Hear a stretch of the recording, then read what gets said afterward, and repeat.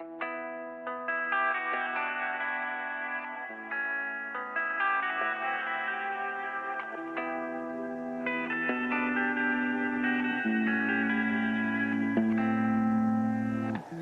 is harder than I like to think, but it's easy when you're by my side. No point in calling, you just have to see the fundamentals of our life tonight. Cause I've been looking at a photograph of you, and I've been thinking about all the ways you move. This isolation got me feeling like a moon, my love. Yeah, when I wake up, I feel empty, not beside you. My whole life been searching just to find you. This quality, it hasn't got the right to. Yeah, but it's a vibe.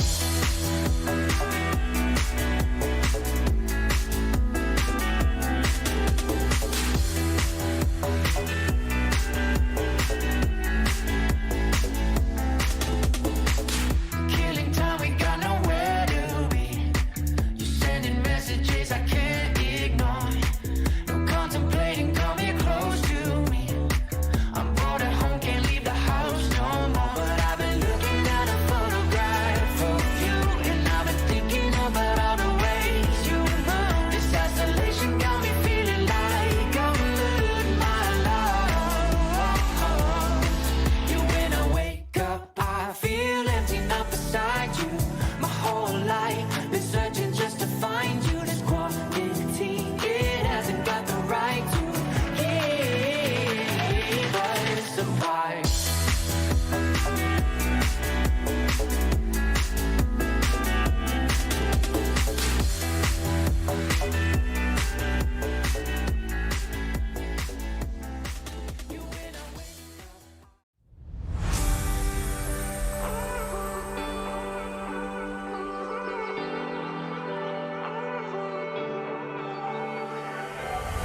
There I'm waiting, babe, that you send me a little faith to believe that you still want me. They say I need company, I don't want another one here. What you do, I can't compare it. You never care about gifts, never care nothing. Said that you had no time for that.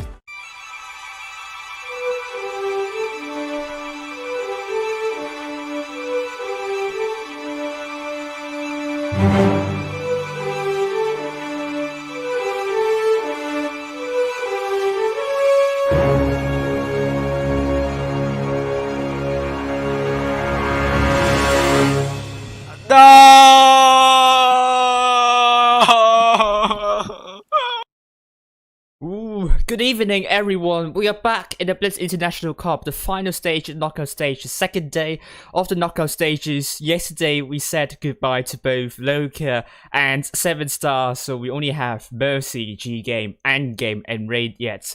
Tonight, alongside me is Eminet, who is going to analyze the matches. Hello, Eminet. How are you? Hello, thank you for having me. Great.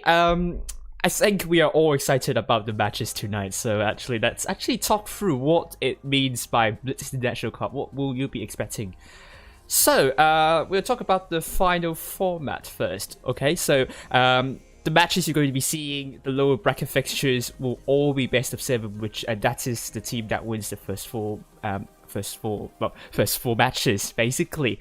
So, the tournament is a double elimination knockout stage. So what is a double elimination knockout stage, Eminet? Basically, it means that when you lose once, you're not completely knocked out of the tournament yet. You have a chance to fight your way back through the lower bracket. That's great. And already we are streaming the lower bracket, so all the teams there, they have the last chance of staying in the tournament. So if they lose the fixture tonight, they will be out of the tournament, basically. The maps are predetermined except the lower bracket finals and the grand finals, and the map pool is as follows on the stream. Not going to talk through all of the maps, and that one of the maps include Camp Steer, so hopefully we're not going to stream Camp Steer tonight. Sorry, I have to dig into that map, sorry. No, but it is such a campy map. I mean, I think in all the years I've been commentating tournaments now, I've had maybe 3 battles on there that were actually entertaining. Oh gosh, I think it's also the map that is most frequent in using up all the 7 minutes. So Yeah. it gets its name with a good reason there. And as you are seeing right now on the screen, the pickle ban routine. So it's like alternate banning. So team A bans the map, team B bans the map, and so on and so forth until the 5th step. Team A selects the map, and then team B selects the map, and then step 7, 8, 9, 10, 10.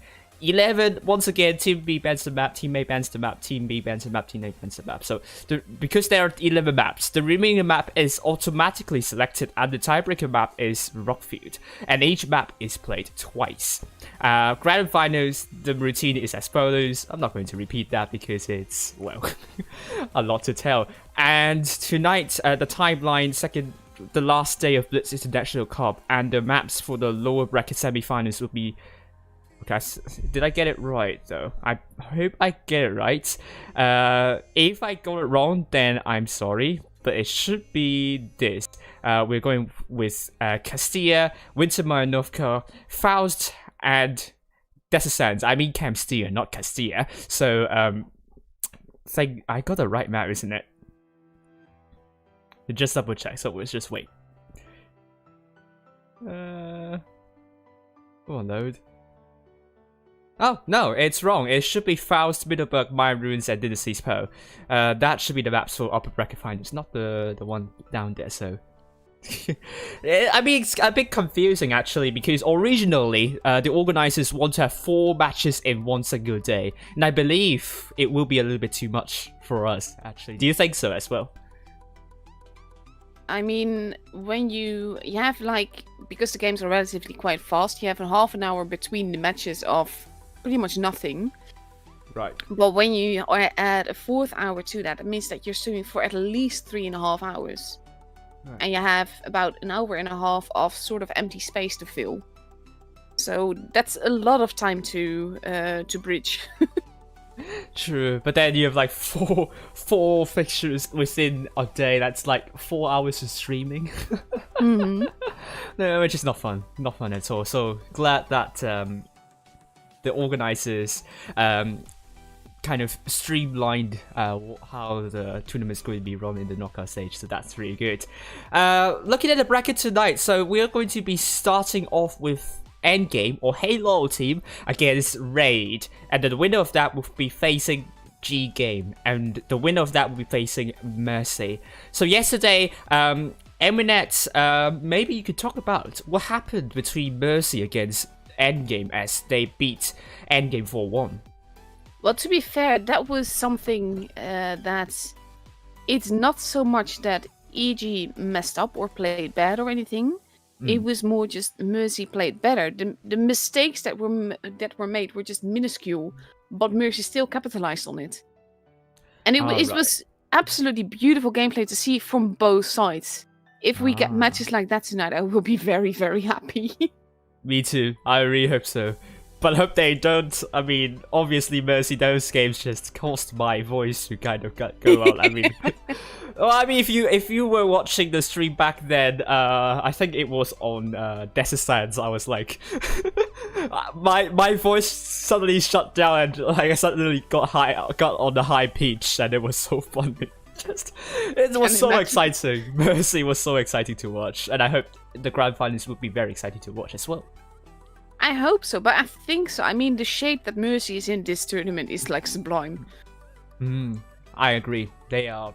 I mean, they're sublime. They're always the contenders. Or if we have the offline finals, they're surely the contenders for taking away the Blitz Twister Cup. But unfortunately, coronavirus means we don't have a Twister Cup this year. Hopefully, that will be back next year.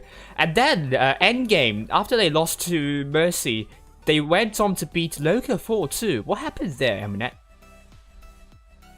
Oh, well, in that case, it was more LOCA making... Well, again, it's not like big mistakes. There weren't like any big things, aside from one match, and Fujit pointed this out in his analysis very well, on Dynasty's Pearl at some point. LOCA did a strat that they've done before, that they apparently did Saturday. I missed that, so I hadn't seen it.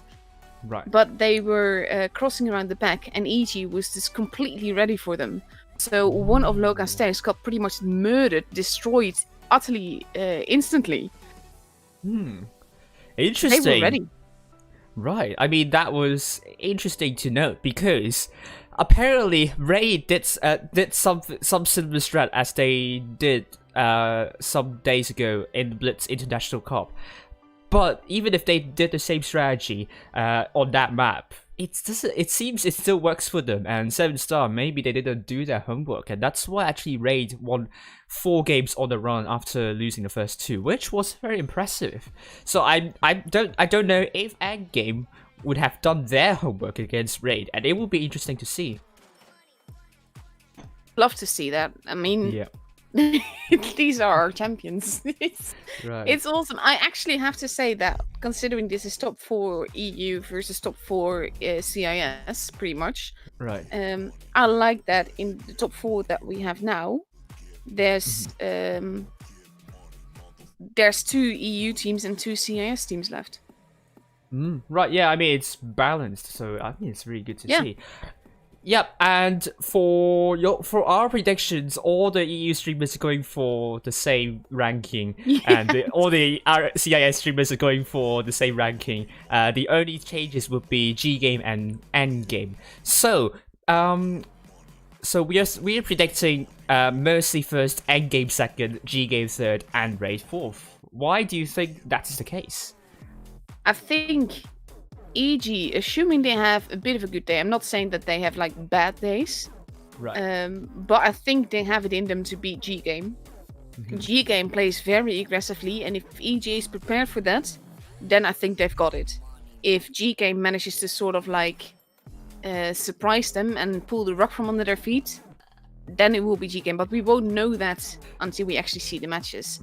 Mercy, because they've played so beautifully throughout this whole tournament and so consistently good, I should say, because one of the things I love about Mercy is that they can use rush tactics, but at the same time they can also play very patiently and tactically. And because they use a very similar lineup most games, they're completely unpredictable. You can't see from the lineup that they take what they're going to do in a game.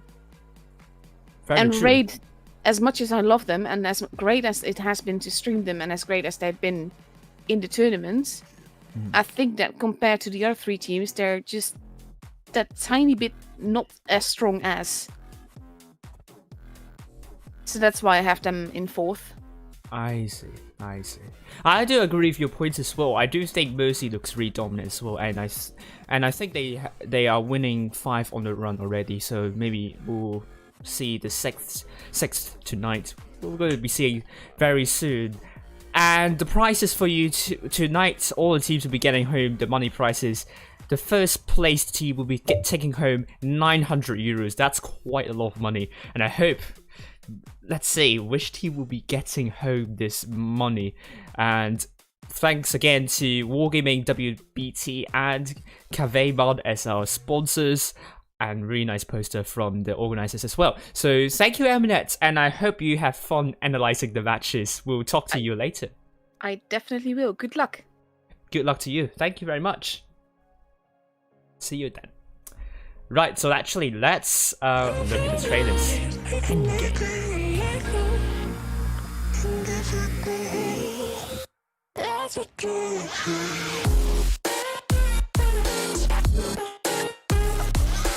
Oh, it's an ammo rack!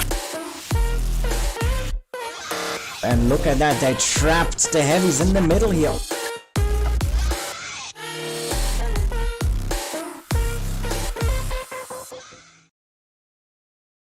Right, this is Endgame's lineup for you. We have Nikolai as the captain of the team. He might be able to join us for an interview tonight, we will see. And then we also have Winchelate, Basan, we'll see. That third one is Oopsie, Anorka, and then it's I Am Shock, or Shocklate, or I Cacophonous. Yagi is Last is AFK. We have Ronka, Carolate General, and Radat Koso. So, the team they're going to be facing next will be Raid, and then let's look at their trailer. Oh dear, oh no, oh no, oh no, oh dear.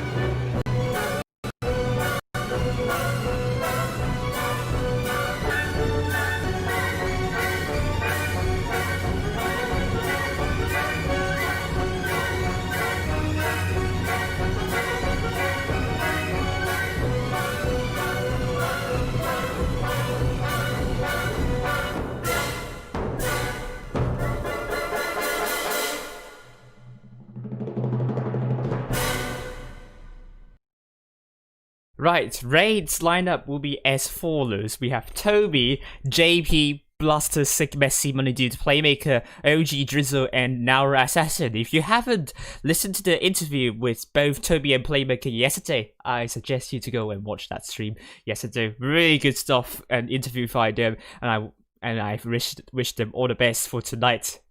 You know my Jinx power, so. Last 5 games, Raid are on the winning run with they have won 3 games on the bounce. Would they have the 4th one tonight against Endgame? We'll see. But Endgame is like win loss, and they're due for a loss. So will that happen tonight? We will see very soon. And now we should be in the room right now, and there we go. Because we only have 2 minutes left, and I think I can get this map pool as well, which should be right.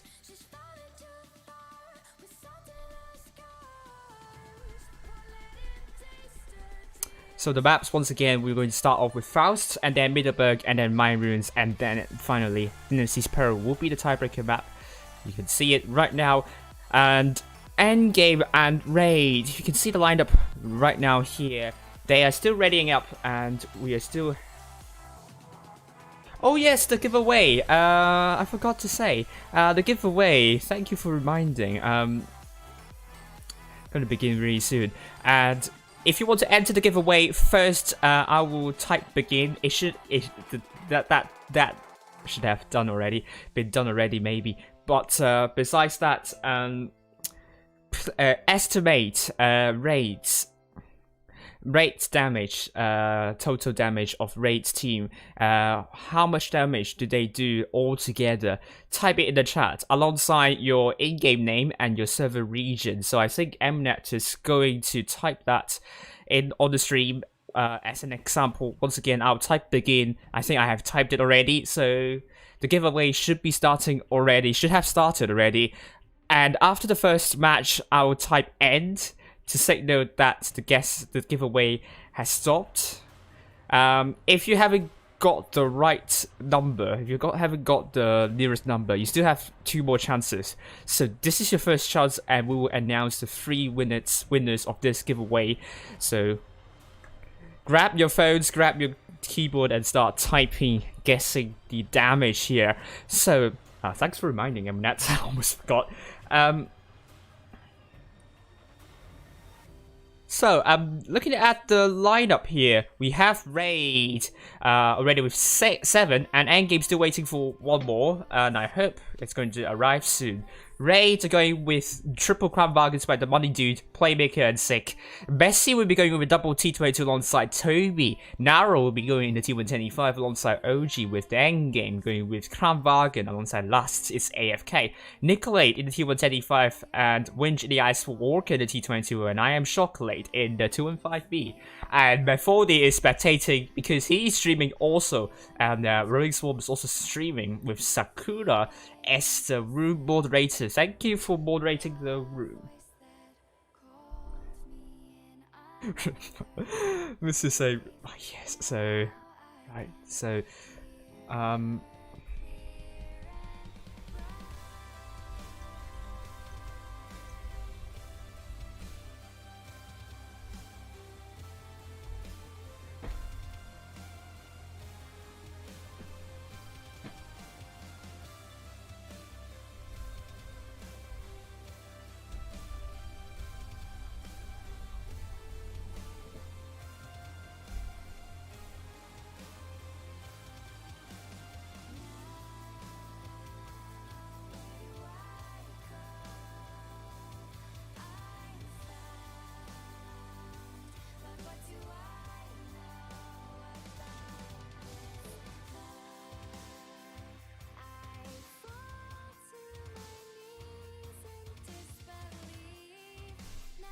So I'm going to answer all your questions. Endgame is still waiting for 1 more. Hopefully, do they have oh, what can I say? One warning.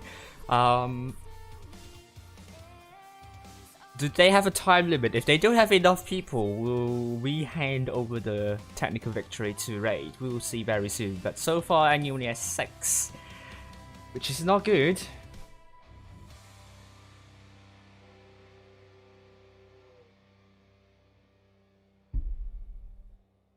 Oh, 9,000.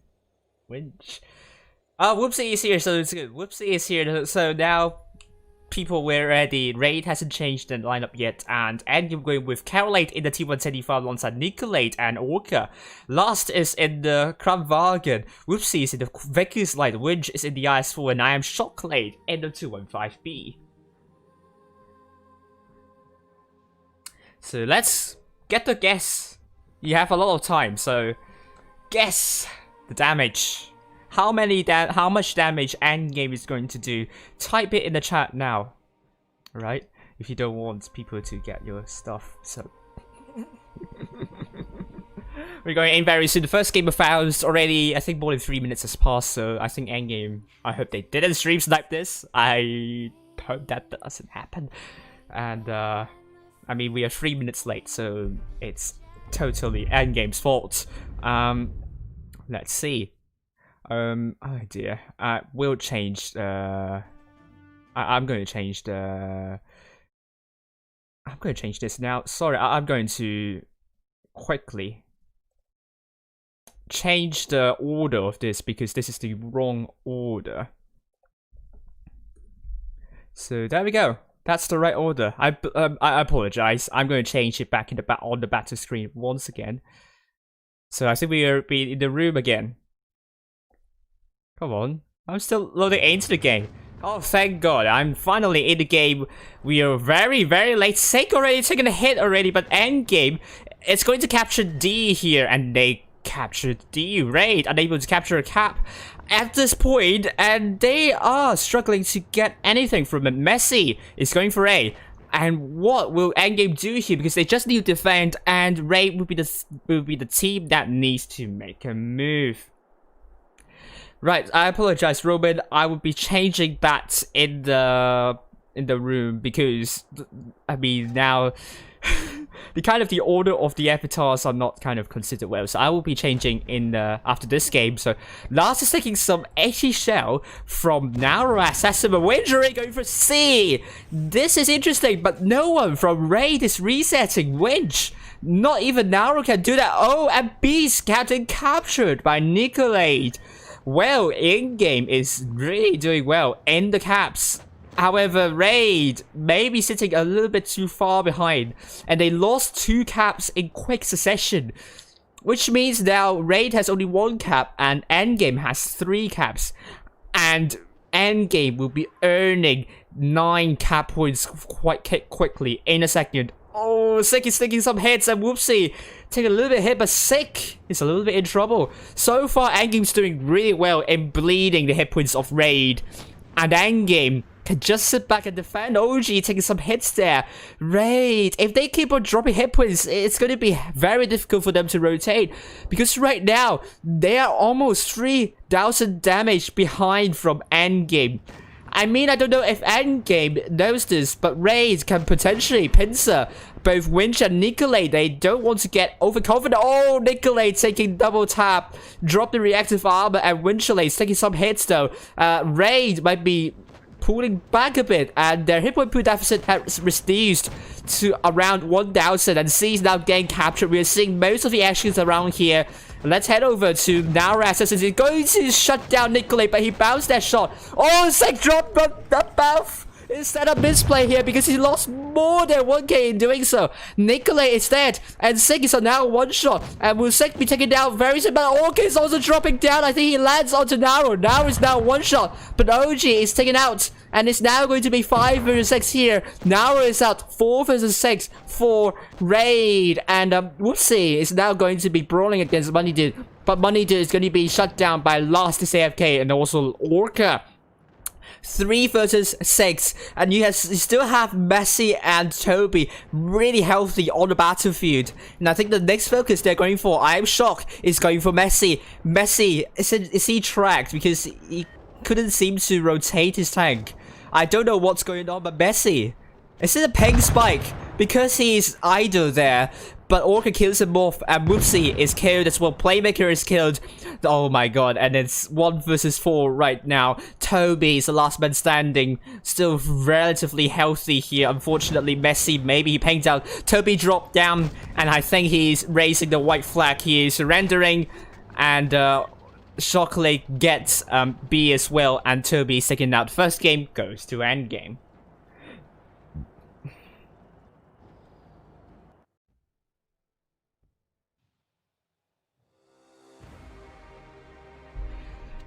Right, so looking at the damage here, we have Endgame doing with 5 tanks doing more than 2k, and Raid only with 1 tank doing more than 2k. I don't know what happened to Messi because he just stood idly at the end of the game, which is pretty weird. But so far it's going to be 1-0 to Endgame. So great job to Endgame so far, and I think I will get the right scoreline if I could just double check on my stream as well. There we go, right scoreline. So apologies, we'll change this as well. I think we're heading in very soon. Just kind of wait for a moment. I think we're heading in. Should be right very soon. And where are you, Raid? We're already in the second game, so I'm going to change back. My transition. Let's head up high, shall we? This time, Raid are going with triple crown Vargas by Money Dude, Playmaker, and Sake. Messi is saying that I'm fine. His internet is fine currently, so he's going to be playing in the T20 alongside Toby. Nara in T125 alongside OG, but once again, it's going to be EG getting the cap lead first. They have 2 tanks capturing C. Meanwhile, Raid only has 1 tank capturing D. But that isn't going to be much of a deal because Raid just need to kill 1 tank and hit points and cap points. I mean, the cap points will be back into their favorite endgame, doing really aggressively. They have a Shock in the 215B, Winch in the IS4, last in the Crown Varg and the quadruple E5s by Carolade. Whoopsie, Orca, and Nikolai, they're just hustling towards the Raid's defensive forces, and Winch just going straight into D, and he's going to capture D with impunity, but maybe Money and also Playmaker might be coming to shut down Winch potentially, but still Winch is not getting reset. However, Money Dude unable to put a shot in. I don't know why Raid is letting Winch go of that cap, and now Raid is getting both A and B, but that won't give Raid the cap point advantage because they only have 2 caps. Meanwhile, Endgame also have 2 caps, so the speed, the increase of the cap points would not be more quickly than Endgame. So OG taking a little bit of an HE shell. So far, 2 teams are trading relatively healthily, and not a lot of trading happening. Last is taking an AFK shot on an HE shell, and OG also took an HE shell. Oh, Winch took a shell from Sick. He needs to be careful. But Sick takes a return shot. Oh, takes another hit by Nicolade. And Money Dude takes a hit as well. Shocklade also took a hit. So far, both teams are trying to chip away the hit points of one another. And Endgame, we have the cap point and hit point advantage. Messi is getting tagged by I Am Shock. And so far, once again, Endgame is on the advantage here because now Messi's trying to run away. He is taking some hits there. And Messi, can he run away? His back, and he's going to be running away safely. But the cap points are still in favor of Endgame. But the Endgame forces might be a little bit spread out. I don't know if Raid realizes this information, but now they're just going straight into Messi. Messi might be in loads and loads of trouble, and he doesn't have the reactive armor. T22 doesn't have the reactive armor, and I think Messi will be ruining this. And once again, he just stopped. What is he doing there? And Messi's now taken out, and it's going to be 6-7. Raid has to make a counter push onto Winch. Winch will be going down very, very quickly, and Winch is now down to 1 shot here. And Sick is now dead, and now Assassin is chasing Winch here. Winch is now dead. It's going to be 5 versus 6 right now. Playmaker is running around in circles. The Endgame's E5s They want the focus fire on OG Project. I Am Chocolate is now on one shot. OG is trying to land a shot onto Chocolate, and he does so. Endgame with substantial hit point pool lead and also cap lead as well. Playmaker is now dead. It's 3 versus 5. Naro is going to be penciled by both Orchid and Whoopsie, but Toby is still somewhat at behind. And Naro is now dead. OG dropped the reactive armor, but I don't think that's going to help Raid is winning this match. And Endgame are now more than 100 cap points. This game will go to Endgame if we don't see some massive Amorex here. And Carol is trying to hug, and after hugging Toby and OG, they are going to win the second game on Faust by a lot. Now, I believe Endgame would like to stop the count now because they have been really dominant so far tonight. And looking at damage here, we have Endgame doing more than 2k with 6 tanks doing more than 2k. And Money Dude, why am I saying Money Dude? We have both Toby and OG doing more than 2k. Once again, Raid are not putting out damage. And I think they need to switch out Messi because Messi is having some big technical issues here. I don't know if they have tank in the substitution on the substitution bench, but Messi doesn't seem like he's having good internet at the moment. And the second game would go to Endgame. So really good job by Endgame so far. And let's actually update the scores. Endgame 2-0 to Raid. I'm going to type in the chat.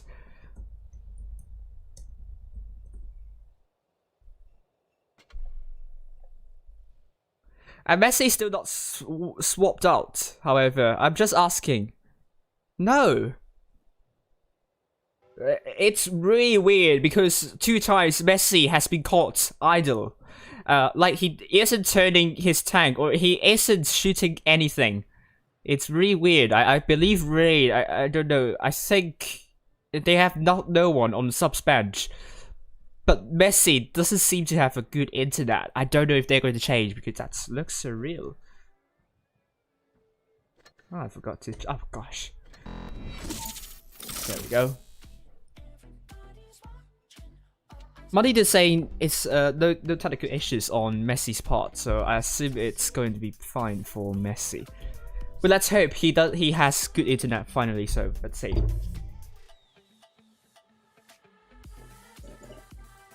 Yep, 3 minutes, yeah. This is for January Battle Pass, that's right. So now we're going to be seeing, now we're on Middleburg Raid. They're going to insist on Messi. He is going to be back in the STB1 T22. Toby in the STB1. Naro in the T125 alongside Sick. Double Crown Wagons by OG and Playmaker and Money Dude in the Projecto 3 mediums. Meanwhile, Endgame we're seeing Winch with the IS4 Carolate in the Double Crown Wagon alongside Last AFK Orca in the T22. Nicolate in the double T125 alongside Shock and Whoopsie in the T95 E6 with Orca not spotting anything, and Endgame will be capturing B once again. Endgame will be having the cap lead, but so far Raid isn't doing a good job in trying to counter. They're doing a boost. Raid is doing boost here, but Endgame already spotted it up. Is this boost going to work? Because it's such an awkward angle. Let's head over to Toby's side, shall we? Will he get some shots in? He has spotted out I Am Shock. He is in a really weird spot, and I think, is this going to work for Raid? We're going to know really soon. And so he's currently getting captured by Raid. This is a really interesting strategy. Carolate saying only wild reactions. Respect. Wait, Whoopsie, you're going to demonetize my stream. So I hate you for doing that. Toby, Endgame is very phased by Toby's booster, but he's taking a hit by, I presume it's Lastest AFK, and he's now getting captured by Raid. They only managed to capture right now, so they need more than a kill. In fact, they need 2 kills to swing it back to their favor. No, 3 kills. 3 kills to swing the cap points back into favor. So I assume what Raid is thinking right now is to get a cap. Oh, both Messi and Sig taking a little bit of careless hits there. Oh, Messi taking even more hits. Oh dear. Where did those come from? Orca, whoopsie, might be landing more shells into Messi. Messi needs to get out of this. Winch and Nicolade are going to go for A. And they will telegraph their position. Winch is spotted. Oh, he's going to be reset. I mean, they don't need to reset. I mean, Winch doesn't need to go for A. This is a very risky move here, but he spotted up Messi as well. Messi now down to 757. Toby!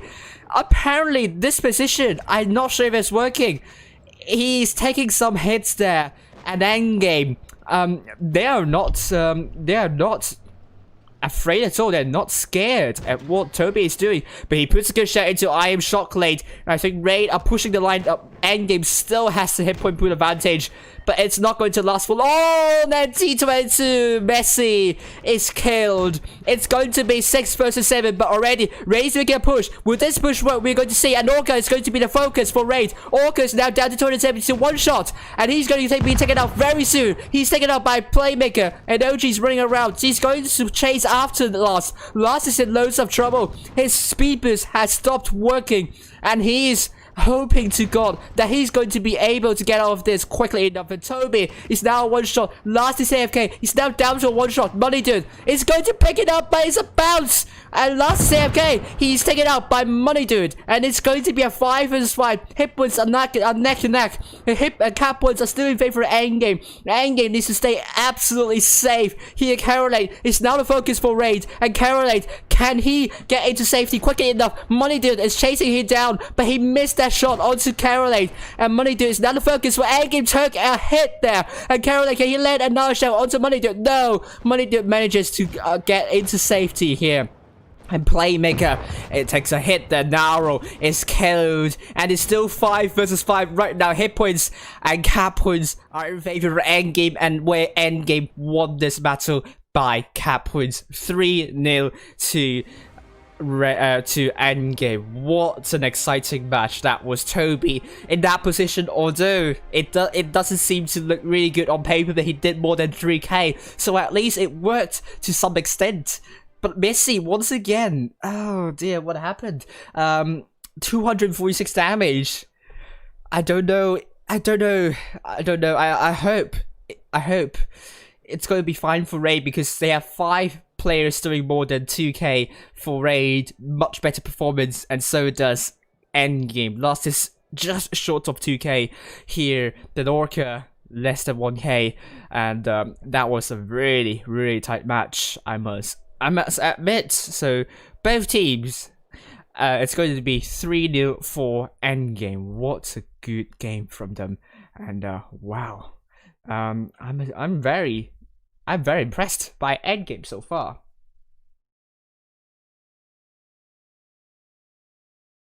Wow, so let's look at we are on to the second game of Middleburg. So I got the right order here. So Endgame are ready up with Carolade and Last in double crown Varga, Nicolade, E5 alongside Winch and Shock. We'll see the T20 alongside Orca Raid. Triple crown Vargas by Money Dude, OG and Playmaker Messi, the Ice 4 alongside Toby. Naro in the T125 alongside Sick. Messi now changing into the IS4. Will this work for Raid? We will see very soon. And Raid on the south side will be going mostly to the hill. And Toby's going down, and the double crown Vargans, I think they're going into this corner to reset B. Meanwhile, Endgame are committing most of the forces up on the hill, with Winch going into A and going to capture it. C is going to be captured by Endgame as well, but will Sig have any spots onto Endgame's forces? With B now getting captured by the medium tank, that is Toby. We'll see Spats spotted.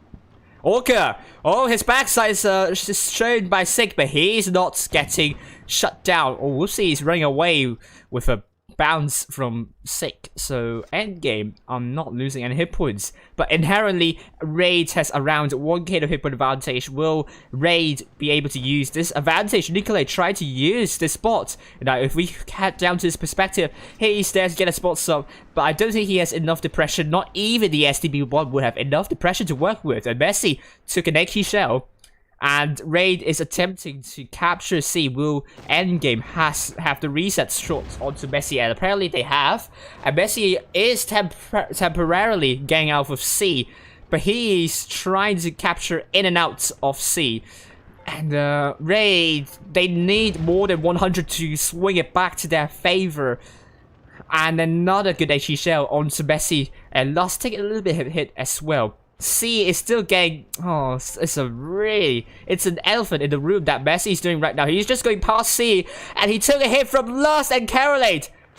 Is that the right move from Messi? I am not sure, but Raid are now pressing the line onto Endgame. Endgame might be caught off guard here with Caroline. Going to be the focus for Raid. Raid is now going to push into the Endgame's forces. I think Raid might have a good idea here. Endgame might be caught caught off guard here. Caroline down to 432. He'll be taking out Reese, and Caroline lands a good shell into Nauru. Nauru is also very, very low, but Caroline is not taken out quickly. It's now down to one shot. But how much time has Raid done to kill off Caroline? Because Nauru is also dead as well. The push from Raid seems to not work totally fine at all. Now Last is dead. It's now going to be 6 versus 5. Endgame still trying their best, but hit points are in so favor of Raid by more than 1k. And Winch is dropping the reactive armor. He must absolutely kill off Messi. That's going to be an important kill. But Sek is throwing the lambda, so he puts the shot into Money Dude instead.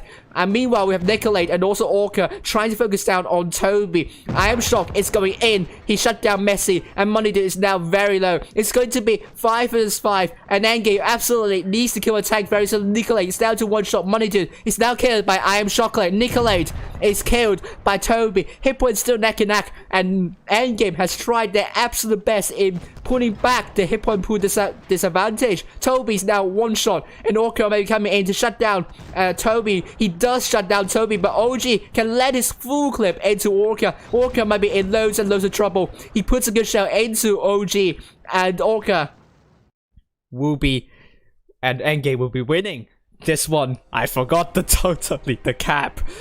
Oh, Ray, that push was a good idea, but I think they didn't really commit to that. And it was a 4-0 victory to Endgame. Ray tried their best, but they're going to be exiting this tournament. Going to be finishing with a 4th place, and it was, wow. Sorry, I totally neglected the caps. And it was like, wow. I mean, Raid, we are on the edge of the seats here with Endgame. 4 tags doing more than 2k. Raid, 4 tags also doing more than 2k. It's a really close game, but Endgame, you must give credits to them getting the focus fire right and the priority. Meanwhile, Raid took too long to kill off Carolate in the Crown Bargain. And should Raid focus fire better, I think it could have been a Raid win. And they took, I mean, I thought the caps would be quite close to one another, but how did Endgame even manage to win get 1,000 cap wins before it ends? That's kind of interesting. So, well, congratulations to Endgame, and they are through to the next round. So the next.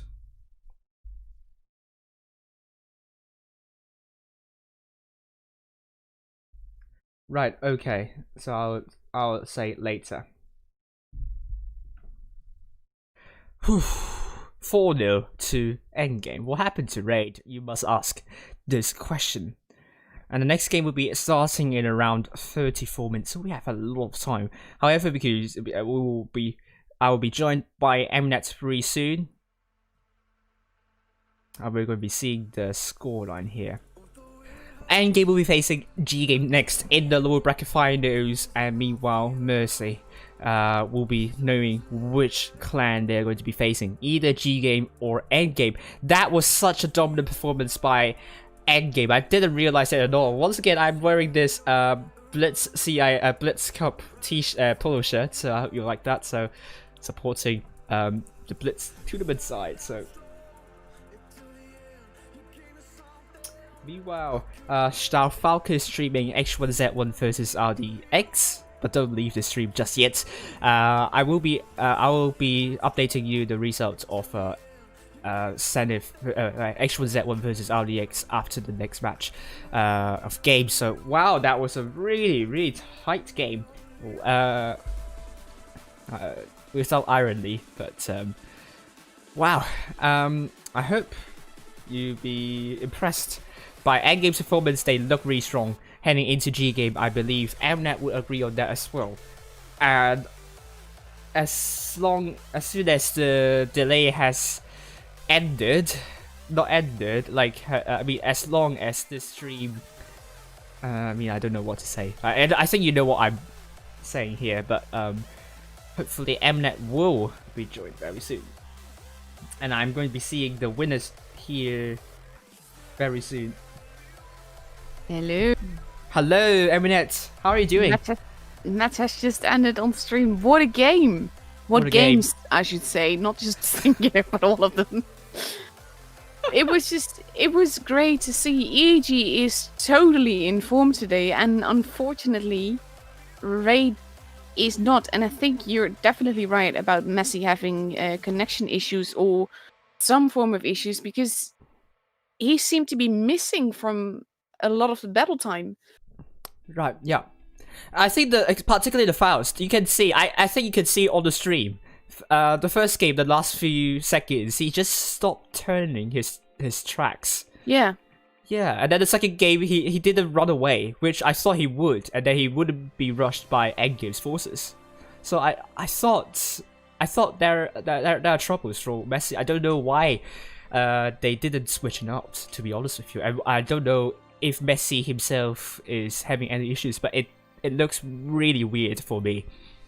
I think one of the issues is that Raid is a very steady team, but they don't work with reserves much, and I believe that Messi is one of their main team members. So True. one of the people that is least likely to be switched out. True. Very true indeed. So actually, let's talk about the first game of Faust. What are your opinions of that game? EG was very aggressive, but I think that's generally the way to go versus Raid, because Raid specializes in the sort of slow building tactical movements and basically tactics. And then you have EG going in so aggressively, stealing their base from under their nose like that. And that definitely puts on so much pressure on Raid. And then you had Sick dropping down, losing a lot of HP, like literally dropping down into the base. And he did get the kill, but it was things like that. It can literally cost you your tank. You can explode upon impact, even if you have quite a bit of HP left. So that's True. always a very tricky thing to do. And all in all, it was, they played well, but they played too passively. Versus the aggressiveness of EG, they couldn't hold out. No, I think the same problem for the second game. I think if I were to say it here, I think you agree as well. So, do you think there are any difference? Do you think Raid played better in the second game of Faust? They did play better. Only that's one of the battles where Messi was most notably AFK in base B, and he wasn't like Right. AFK, but he was out of the equation. And what I don't really understand is that when two of EG were pushing Messi, that meant that the rest of Raid had a gun advantage, but they didn't use it. They just stayed where they were. And that just allowed EG to regroup, hold, and just focus fire and whittle them down. Right. I see. So, it's like Raid not really on form tonight. I think it was quite a shadow of them against Seven Star. They were very good against Seven Star, but Endgame was much better. Raid looked like the second best team, and with Middleburg. What do you think about Toby's move? That boost there. It was interesting to see, but do you think he has made an impact there? No. He's hard to hit. unless he really peeks out to shoot. STB is the tank for that spot if you want to put a tank there. Yeah. But the thing is that you have to peek out quite far to take the shots from there. And I think it's relatively easy to stay out of shot from him. So you basically put a tank of your team in a place where the enemy team knows he's going to stay. Right. And that, I think, is very tricky. Very true indeed. And I believe Ray tried their best to kind of make a push. But once again, it was Messi who lost a lot of hit points in that position, and he was unable to run away, and that rendered that T22 relatively useless. And I think that was also why they lost that game too. And then if we talk about the second game in Middleburg, it was a very close match for both teams. I didn't even catch the cap in the end, and Endgame. Yeah, Endgame won it by caps, and Ray unable to get hold of C. And I think that was very important for Endgame, because otherwise the caps would not have been such a huge favor for Endgame. And I don't know if you agree with me that that push wasn't well executed. It was a good idea, but not well executed. Chaotic. I literally have written in my in my notes, base B being taken as chaos and shoes in the hills. But it was weird. Yeah, kind of. It's not the RU kind of micro battles, but yeah, sort of like micro battles happening, where multiple tanks were dealing with each other, but no one was really focus firing or really working together. Like overall, they tried to, but it just looked kind of chaotic and all over the place. And then you had battles in the town, you had battles in the hill. And I think one of the reasons also that the caps went up is that eventually EG started focus firing more directly again and started making the kills. And that ranked up their points really quickly. Right. Interesting. Well, still have around 26, but I mean 4-0, so we kind of have a lot of time left to talk about stuff. Oh my gosh. So I think that aside from Messi being AFK or having some form of issue, something at least not Messi, I think again it's not a matter of that Raid played really badly, but more that EG played better. And I feel that's worth pointing out, because you have always matches where either someone, like, you can lose first place, you can lose, you can lose first place, or you can win second place. And in this case, I think it's more that EG just, they bettered them. Very true indeed. I'm going to say hello to everyone, Privet, to all the Russian audience tonight. I'm going to say hello to Lasercar, Mutsu, the Deal for Real, Roman, Siraj, who else? Stinch, Sean, Winterfox, Starzone, Toonsy, and many of you watching this stream tonight. Really good viewership so far, and hopefully I will be starting maybe in around 15 minutes. Once again, I'll be assigning a team to predict the total damage done as a team. It will be either GGAME or Endgame, so listen to which team I announced, and also the chat I would say is begin and with the team name there. So once again, how do you enter this giveaway is to type the number of the amount of damage done by the team altogether, and you also need to mention your in-game name and also your server region. So damage done in the first match. Yes, just in the first game. match. Just the first game. That's true. So if you predict the damage done in the second game, third game, fourth game, or thereafter, it will be counted. So as long as soon as I announce end on the chat, then the giveaway has stopped. So we will announce 3 more giveaway winners for the lower bracket finals. So you still have your chance if you haven't got your stuff yet. So I'm going to ask my moderators once again which 3 winners it will be. So I'm going to type it once again. Hopefully we'll get a good answer there. Yeah, because it was kind of somewhat chaotic as well on the chat there, but don't worry. So it will be GGAME versus Endgame. So far, we've all gotten it correct that Raid is going to finish in the 4th place. So we didn't jinx Endgame. So that's good. Endgamers can be pretty happy about that you're not getting jinxed by me. So GGAME versus Endgame, we are both predicting Endgame to finish second, Endgame to go through to the grand finals. So, Mnet, do you think you're going to have a better confidence in this matchup tonight with Endgame versus GGAME, that Endgame will win against GGAME? Yes, because they're definitely in their flow.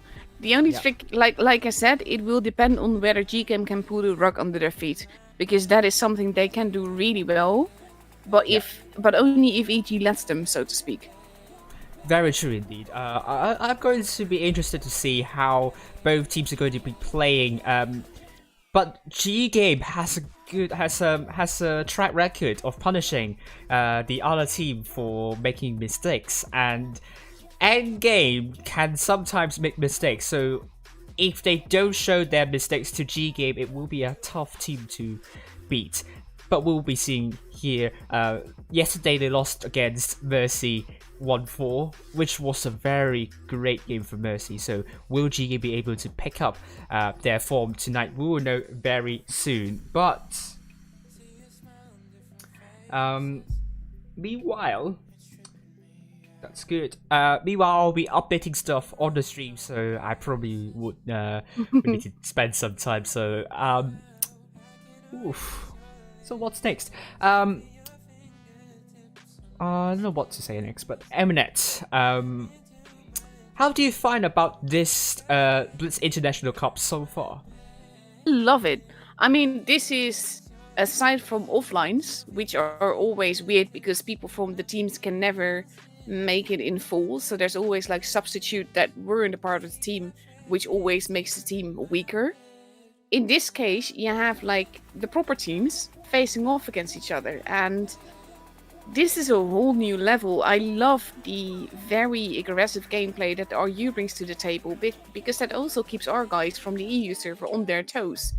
It makes it's just unpredictable, and that's something I really love, because with the EU, we tend to play more tactically. We well, I say we, I mean the teams, of course, but they build the games slowly and tactically, and you don't see a lot of aggressive rushes. And with the CIS players, they bring both to the table.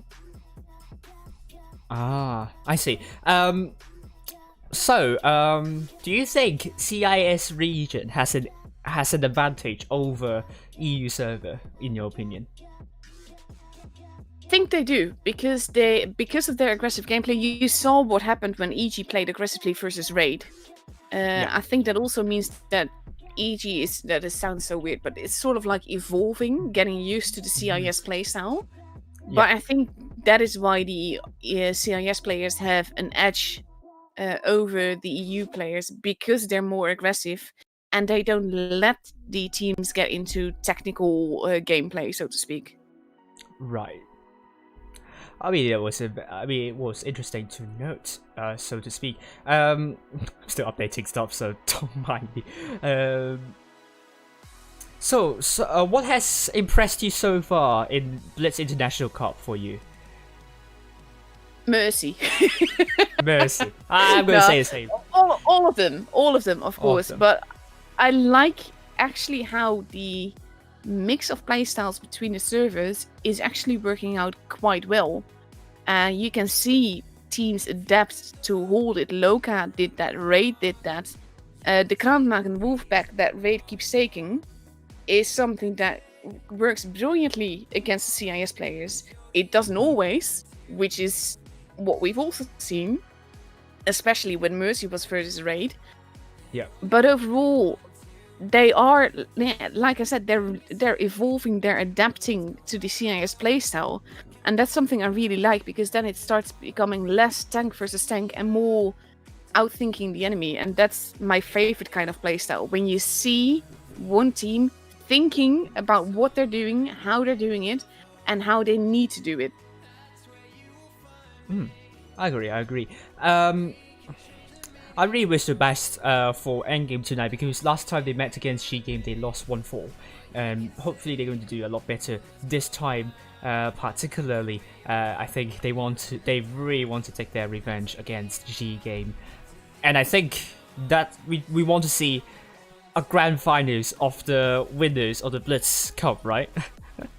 Yes. Yeah. Yes, that would, I mean, for me, all these teams are great, but EG versus Mercy is something, especially EG in the form and shape that it is today, so far. Yeah. I'd love to see them against Mercy. Me too. They will be fun to watch. And oh dear, did I not have oh my god, did I not have oh Jesus me. What is it? What did I do? GGAME versus EG. Oh dear. Oh dear. Nope, I have. I had the. I thought I didn't have the overlay, so I was like, "What? Don't, I don't want to over Photoshop, and then I might be killing the stream," which wasn't the case. Fine, nothing bad happened, and the matches will be happening in around 17 minutes. I'm just going to go in the room for now, and let's find the room as well. Password is as follows. I'm not going to announce the stream, obviously. So. Oh my gosh, and bottom third. Did I got the right one? Yes. So, I apologize profusely, but I'm almost done in switching up stuff. Sorry. Oh gosh. Okay, so where are you? Done. I think I got it all right. I think I got it all right. So hopefully, I'm not missing any stuff. Oof. Don't worry. So let's actually go back. Oof. Once again, if you're watching this stream just now, we are back in the final stage, Blitz International Cup, the second day. We've said goodbye to Ray. They'll be taking home the 4th place. So left in the tournament will be Mercy, GGAME, and Endgame, and very soon we'll be seeing GGAME versus Endgame. Once again, the final formats, the lower bracket finals will be the best of 7. Whichever the team wins the first 4 matches will win this fixture. The tournament is a double elimination knockout stage once again, but it doesn't matter anyway, because whichever team is going to lose tonight is going to be knocked out of the tournament. The maps are going to be drawn. So how is it going to be drawn? So the team A bans the map, and then team B bans the map, and then team A bans the map, and then team B bans the map. And yeah, it's going to be very... Yeah, I think you won't be able to get this idea, but don't worry, it's not important information. You just need to know the tiebreaker map is going to be Rockfield, and each map is played twice.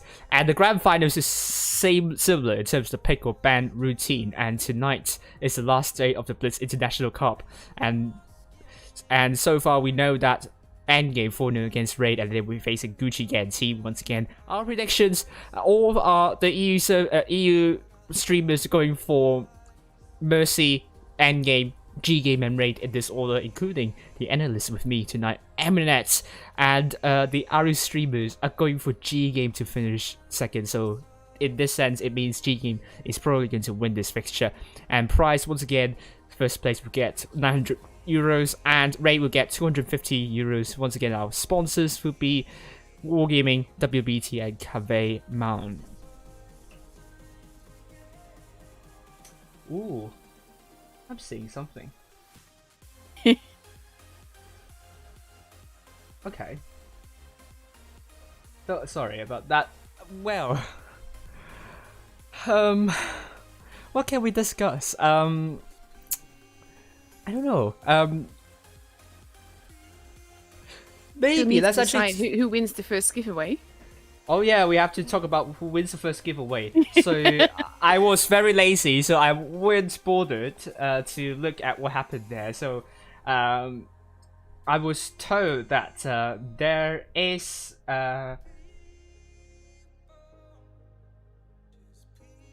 I've typed begin, so don't worry about that. So someone apparently won the giveaway yesterday, and there were problems on YouTube. Which was it? Basically, I had someone on my stream, and he sent a message with a score, but YouTube never sent it. Right. And he had screenshots of him saying it, Right. and everyone in the stream has screenshot of it not being there. So that was just Ooh. really sad. Oh, So I yeah, couldn't oh, yeah. I couldn't let it count. So like I said, it's your call, because I understand both ways whether or not you allow it or not. Okay, so Big Laser, or is Big Laser the one? Yes. All right. But did he predict tonight though? No, I did. That's why I wasn't sure if he wanted me if it was allowed or not. Oh, I mean, It's both It's ways. sad, It's completely yeah. understandable. And he is in the Understandable. chat now, so he's made it, so he can try for it. right. So the winners, from what I see here, will be Zumba, Cafu. So congratulations, and then I will let Big Laser to win this one tonight. He will be winning the battle pass. Congratulations, and finally, Dark She has returned. So sorry, Backen. Sorry, Real Baron. Tough luck. And there's still more giveaways to be had. We will hand out 3 more battle passes in the next game. So, Endgame versus GGAME. So this time you will need to predict the first match, the total damage done by GGAME. So I'll be typing begin very soon, around 3 minutes. So guess the amount of damage done by GGAME in total, and don't say Rustum's going to do 0 damage again. Just don't. But the giveaway only started when I said begin, so it hasn't started yet if I haven't typed begin already. So I think at this moment in time for me, because this stream has 3-minute delay, just to prevent teams from stream sniping, as soon as I said begin already in the chat, then you can start to do your predictions. We'll hand out 3 more premium passes. So I'm getting pinged again. I'm not bothered to do anything. So let's catch up with the chat. Cosmonaut, I don't think you've won. He's Dakshi. Oh, Dashi. Oh, so congratulations, Dashi. Chat's dead. Still alive. Laser car. Hello. Just gonna say hello to everyone. Yep. Hello, Laser. Hello, Takia. You have to be arrogant at that stage. Why? Mutsu, did I see a ghost of him in here? I don't know. If you did, then I think maybe I should be scared. The deal for me saying rush B equals to EZ, but EZ is a dead client, so why? So then, do you mean that rush B is a dead strategy? I know it's easy. I know it's easy, but I'm just going to kind of, play with the deal for real, rush B. But when we play tournaments with my clan, like on whatchamacallit, Rockfield, that's the map I was looking for, I always send some of my mats to base B. And one of my players is always very upset with me when I do it, because he knows I'm going to do it, and he knows he's probably going to get wrecked for it. Ah, I see. Well, wow. Only Wargaming announced that I'll be having the commentary. Oh my god, can we press F? God. Can we press F for Rolling Swarm? Oh my god. Why? Why did you forget? Why would you forget Rolling Swarm's stream? Why? I will withhold commentary on that one. Oh my god. Oh my god. And he only announced when my stream started, so what? Nah, still, it should bring in more people, and people can win battle passes still, so... So, really tough luck you haven't won the last one, because now you have worse odds in winning the battle pass. So, good luck in the next one. I should have said begin already, so... You haven't. It's not shown up in the chat. No, I'm typing. That's why. Come on. That should be here right now. Already. Yes. It should be in the chat already, I think. I see it now. Nice. That's good.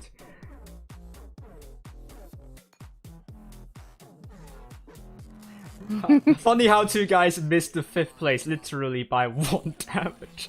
F. Oh, yeah, that would have been painful. Yeah, that would have been really painful. Let's go back to the commentator box and once again, if you just joined this stream, we are going to be streaming Endgame versus GGAME in around 8 minutes. Remember, 3 minutes of delay, so that means the time stated on the stream here will be 3 minutes later. And the reason that being teams cannot stream snipe one another, so I will only switch the screen when it's like within 3 minutes to the kickoff. We will know very soon who will be joining Mercy in the grand finals. And I think I remember yesterday, Rolling Swarm predicted Mercy to finish 3rd, which is impossible.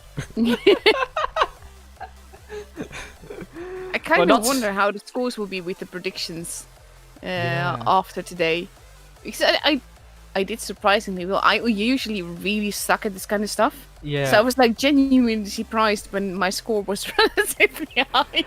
Yeah, you got 26 guesses right, including the last chance tournament. So I think you're first. I didn't count yesterday because it was such in haste. So I didn't count the last one. And tonight, I don't know if I should count for tonight because it's kind of a different style of prediction. You know, we are not predicting which team is going to win that fixture. We're predicting the ranking. So far, all of us got the ranking right. So Raid, unfortunately, I don't know if you said. I don't know if you would consider it as a jinx or don't know, but we kind of condemn Raid to be in the 4th place. So sorry. Well, no, I don't think it's like that. It's more like we've seen the shape that everyone is in, and as great as Raid is. Mm-hmm. Of these 4 teams, the chances of the others having a little bit of an edge over them is just present. And that's kind of what happened versus EG. But then again, EG is having a really good day today. I mean, if they keep the shape that they're in now throughout this night, right, then they might beat Mercy.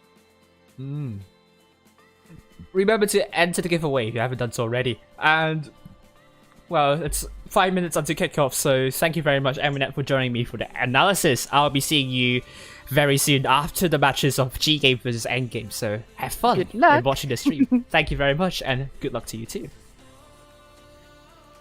And let's actually watch the trailers, shall we? We start off with Endgame.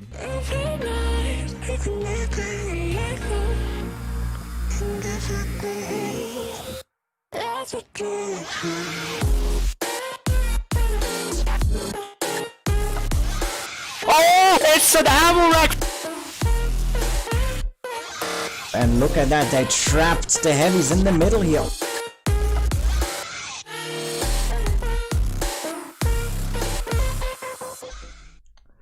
So Endgame, going back with Nicolade, Winchelade, Whoopsie, Orca, Shocklade, and then his last is AFK, Romka, Carolade, General, and Radek Kosa.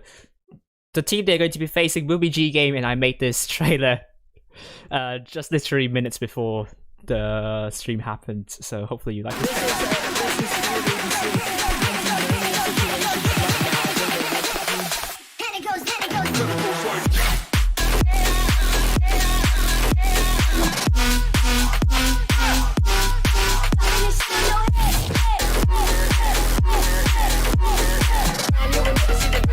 Mr. Remosh is coming from behind.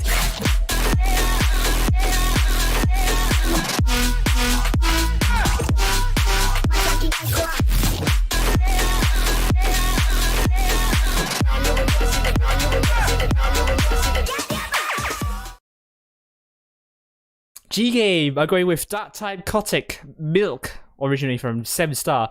Mr. Rimosh is coming from behind. Envision, Capral, Yevgenloch, Skilloid, Kirusha Dilovot, Hirave, and Rustum. Hopefully he won't do 0 damage again tonight, so... Last 5 games, Endgame won their last 2 games. They won on a very decisive victory against Raid 4-0. GGAME lost one recently against Mercy. They only won twice in last 5 games, so hopefully are they going to do better tonight? We will know very soon. And we are now going to be in the room. We're going to start off with Naval Frontier. I'm going to bring you the map of Naval Frontier. Only one person has joined the giveaway so far. Thank you, Mnet, for pinging this. Hopefully more people will join in. Yes, we have more people joining in. So Naval Frontier, that is. We're going to bring you the map here. Naval Frontier. So what are you going to be expecting? Very, very quickly, I'm going to be saying that if you want map control, you might want to go for C, because you probably have lots of areas to work with in terms of the rotation and also spotting up the enemies. If you want cap control, you might want to go for both A and B, because they are pretty close to one another, and then you have a lot of terrain to work with and shield yourself against. But the problem is, because it's quite compact, the enemies during the rotation can shut you down and assassinate you silently if you're not careful and consolidated enough. I put a heavy tank here just because you can reset B and high shots from there.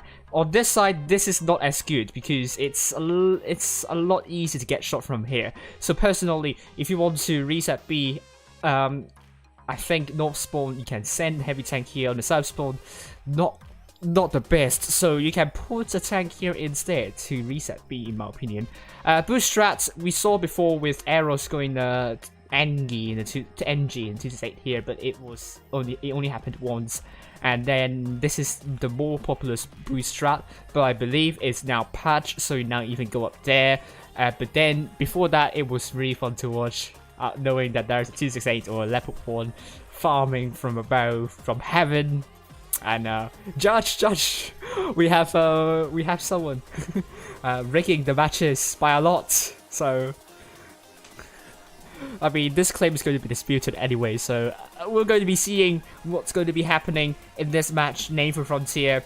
So we'll be seeing GGAME, Yevgenloch in the Kramwagen, double T125 by Rustum in Hirave, Capral in the T22 alongside Skilloid, Kirusha in the Ficus Light and Dark Time Corsic in the 215B with Endgame going with Carolade in the Quintuple E5s alongside Nikolai, Whoopsie Winch and I Am Shocked. Orca in the T20 last is AFK in the Kramwagen.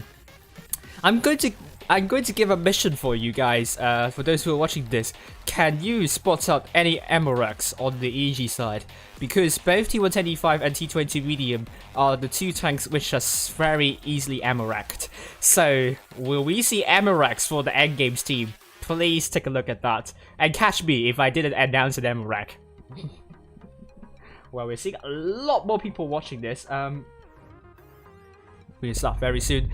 Naval Frontier, make sure I got the right scoreline and the right side. I'll be checking it after this match as well. Oof. Thank you for moderating. Multiple guesses will get you disqualified, so don't do that. Hello, HF, love. Oh. Did someone propose for me? Oh my gosh. Am I going to be in a relationship? I don't think so, but Winch is in that position getting sported. I don't know how, but maybe Kirusha has eagle eyes on that T110E5, but Orca split up Skilloid and Capral going into A. He isn't able to punish anyone. Rustum taking a little bit of hit there. He is on course of doing another 0 damage in the battle again. Hirave dropped down onto B, and Capral will be getting A. And GGAME, oh, that was a good shot from Nikolai onto Capral. Good reset there, but Endgame are not getting a cap at the moment. Whoopsie is attempting to capture C, and Hirave will be getting B with impunity, but Capral is getting out of A. He took a low hit trying to capture A, and the hit points are in favor of Endgame by more than 2k. And both I Am Shocked and Last are both spotted, but GGAME will have the cap lead. Hirave is getting really, really aggressive. There, spoil up Orca. But I thought he has ping issues because he's having troubles in controlling his tanks. But Endgame already putting their tanks onto A. They're trying to get a cap on A, and if they do so, they will have more than 3k of hit point advantage, and GGAME would need to work out a really good way in reducing hit point pool deficit. And right now, Orca and Lost are both still spotted, so does Winch. Hirave is spotted.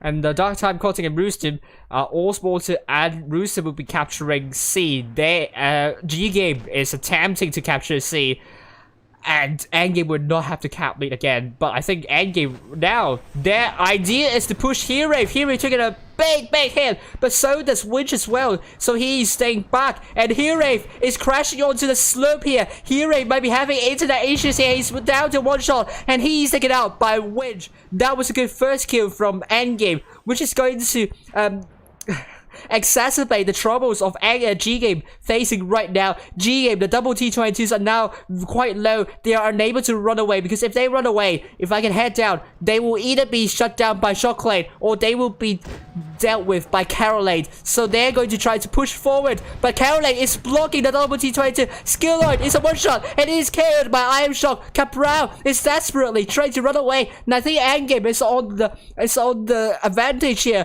Endgame 2 caps against 1 for GGAME. Endgame are marching in strong. Cabral is now down to 1 shot. He's trying to capture A, but I don't think that is going to help GGAME in any way, because Dark Time Kotick is now getting isolated. But Endgame's forces, Orca is going for Kirusha, and Dark Time Kotick dropping the speed boost, but unable to run away from the wraith of Endgame. Now Cabral is dead. Kirusha now down to 1 shot. Dark Time is killed by Nicolate. Good ram from Nicolate onto Kirusha. Nicolate is very angry. Obviously, you can hear that.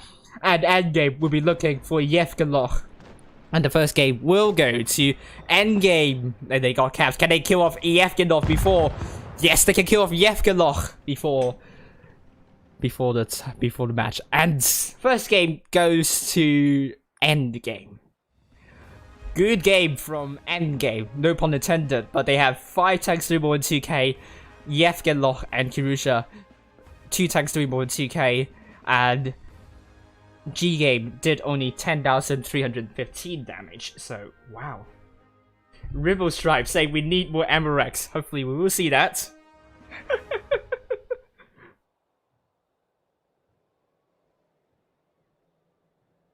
Hello Ribble Stripe, how are you doing?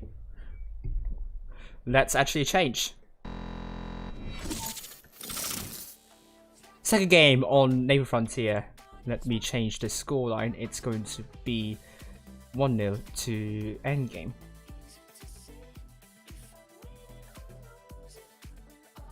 There we go. I got the right order. Don't blame me if I got the wrong order. So If you see Endgame on the left side, then you're hallucinating. Oh, Godspeed. Oh, F. You type in a little bit late. Oh, don't worry.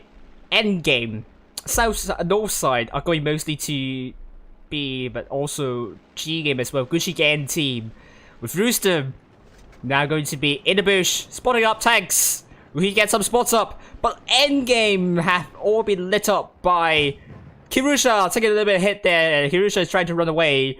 But that's okay, because the GGAME knows exactly where Endgame is. And Roostem is getting B. Once again, B is now getting captured by GGAME, and Endgame would not have a cap lead. They are now trying to capture C. Dark Time Kotick in the Crown Wagon, dropping the speed boost, might be able to shut down Orca here. Can you land a shell? I don't think so. Orca is in safety quickly enough, but I am shocked! Taking double tap, triple tap by the forces of GGAME. I am shocked, dropping the reactive armor, speed boost, and hit points now neck and neck. GGAME has a slight advantage now, but Cabral took a hit from Carolade, but Carolade is horrendously isolated. I don't know. The Endgame, their forces are pretty spread out. I don't know if GGAME will be going for Carolade. Carolade's dropping the speed boost, but will he be able to get into safety quickly enough? He dropped the reactive armor as well. Endgame are hustling. They're trying their best not to lose their advantage here, but Carolade is now tracked. Oh no, is he getting perma-tracked here? Carolade is in loads and loads of trouble. Now, Endgame, more than 1 hit point disadvantage. They are in trouble now. And GGAME team, they can relish on the advantage they have. But I think they're going for Yevgenlov. Good call from Endgame here. But will Hero be able to shut down Orca? Orca is in loads of trouble. One shot, and he's down. Yevgenlov is now also one shot. Drop the reactive armor. Whoopsie kills Yevgenlov out. And it's going to be a 2v2 in this situation. Whoopsie is looking for Kirusha. He needs a ram. Oh no, he rammed into Winch instead. And Winch will be wondering why Whoopsie is ramming that. Friendly fire, I suppose. Whoopsie is now dead. Kirusha is still one shot, but Kirusha is quick enough and mobile enough. And hit points is still in favor of GGAME by a lot. And Chocolate is now down to one shot. Carolade is still trying to rotate his turret. And Shock is dead. Kirusha is finally down. Nicolade is dead under the hands of Capral. And this game will surely go to GGAME team. Carolade is killed by the forces of GGAME and last is AFK. Winch is down. Carolade is down. Last is AFK. He's going to put a good shell. What's it about? It's a miss. Hit the dirt, I believe. And he's the last tank out. GGAME team. Very quick comeback here. Now it's 1-1 for both teams. GGAME team, 4 tanks doing more than 2k. Meanwhile, Endgame, Winch doing more than 2k. With Whoopsie ramming into Winch, thinking that he is the enemy. I don't think it's intentional anyway. So someone needs to hand him sandwich, otherwise he will ram into Winch. So wow. Why people are still predicting that? It literally said end. So let's see. So far it's going to be 1-1. We're still not sure who is going to win. Still too close to call, and we will know very soon. The other map will be Desert Sands.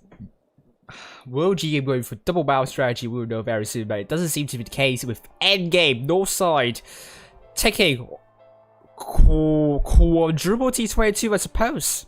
And the double T125 by Carolade and Nicolade. Last is in Kranwagen. Once again, take a look at Endgame, whether they have Amaraks. Because once again, they have 6 tanks that are easily Amaraked. With GGAME going with triple T125 by Rustem, Heres, and Kirusha. Capral in the T22 alongside Skilloid. Yevgenloch in the 215B and Dark Type Kotek in the Kranwagen. And Carolade is going to take a Kranwagen alongside Lust. They don't want to be easily Amarakt, I suppose. Let me say hello to everyone so far. Hello to Roman, hello to Andrew, hello to Saeed, hello to Lasercar, hello to Mutsu, hello to Ohin, hello to Godspeed, hello to Amnet once again, hello to Nikita, hello to Ginnigen, hello to Terrified Turtle, hello to Cosmonaut, hello to Hardik, hello to Sid, and hello to Costas, hello to Hardik, hello to Gravity, hello to someone on Twitch, but he is just trying to make me click the link, which is a virus. Hello to Even, or Ivan, I don't know. We are into the match, and we are going to be seeing Whoopsie in the T95 E6. Oh, they changed their tanks, actually. They're actually dropping a T22 for the T95 E6 Winch. Already spotted. He has spotted up GGAME's tanks. Capral is the focus they want to go for, but he's in safety. And meanwhile, GGAME are on the south side. Tanks pretty spread up, but Endgame with 3 tanks going down the bridge. And are they just going straight in? What do they have in mind? Oh, it's taking a really big hit. Attempting to get a Orca is running into safety, but that hit at the start isn't going to be a good idea for the Endgame. Endgame are just going straight into Kirusha at this point. Kirusha might be in loads and loads of trouble. Carolade is going to put a good shell into Kirusha. He does. Is he going to put another shell? An HE shell. That was a good shell into Kirusha. But on the other hand, GGAME. Oh no, actually Endgame is going to be the aggressor here. Endgame, would they be able to shut down GGAME's forces quickly enough? Capral is now down to a 2-shot here. Capral is now getting tracked, and he's taken out by Whoopsie, and so does Kirusha. Orca is now dead. I don't know if there is an Amarak happening somewhere, but so far Endgame, with a little bit of hit point advantage, Winch is getting tagged by GGAME. Meanwhile, Endgame is focusing down Yevgenloch.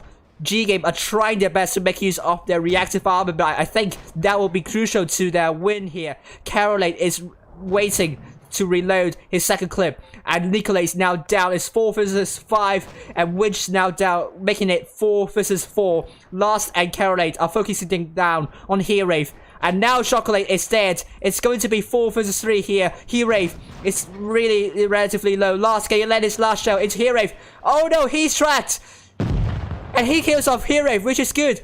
But now, hit points are still in favor of Endgame. But Lost is AFK is now taken out. It's now going to be 3 versus 2. Endgame are now on the back foot here. Carolate waiting for his second shell to reload. Puts a good shell to Rustam. And Whoopsie will be finishing off Rustam. I think what these two teams will be trying to do is to stay safe. And Carolate needs to reload his full clip. Wait. Be patient. And just take a deep breath, including me, and I ran out of water to drink, so, Whoopsie and Carolate would be, waiting. Waiting and waiting. So far, hit points still neck and neck. Skilloid, spotted. Ooh, didn't land a shell onto Carolate. Let's head down to Carolate's perspective. Now they spotted out, Skilloid. Potentially they know that GGAME might be isolating their forces, but Skilloid is regrouping. Hit points still in favor of Gucci again team. Is that a misplay from Carolate? Because now he's not training quite good enough. Bounced onto Dark Time Cortic. If Carolate bounces once again, he might lose the game for Endgame. Oh, he bounced onto Skilloid, which means Carolate is dead. Whoopsie's now down to 1 shot, taken out by Skilloid. The third game goes to GGAME in such a tense affair.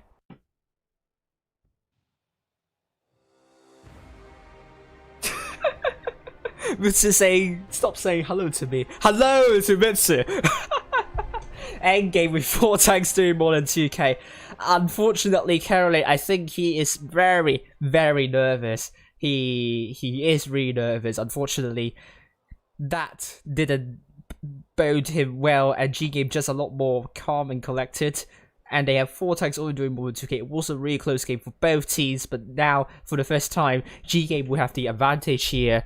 We have 3 tanks doing more than 3k and killing 7 tanks in total. Good win for GGAME. And the other game will be on Desert Sands.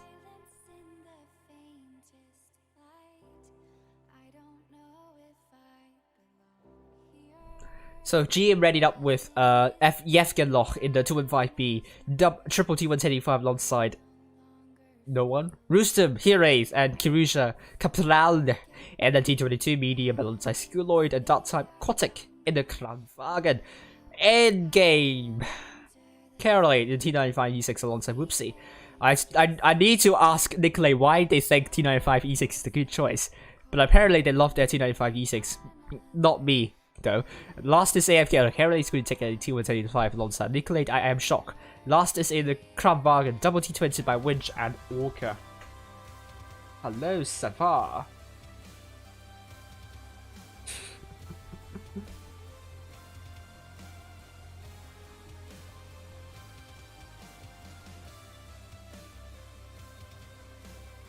Stinge and Mutsu are working really well as a team, so that's really good.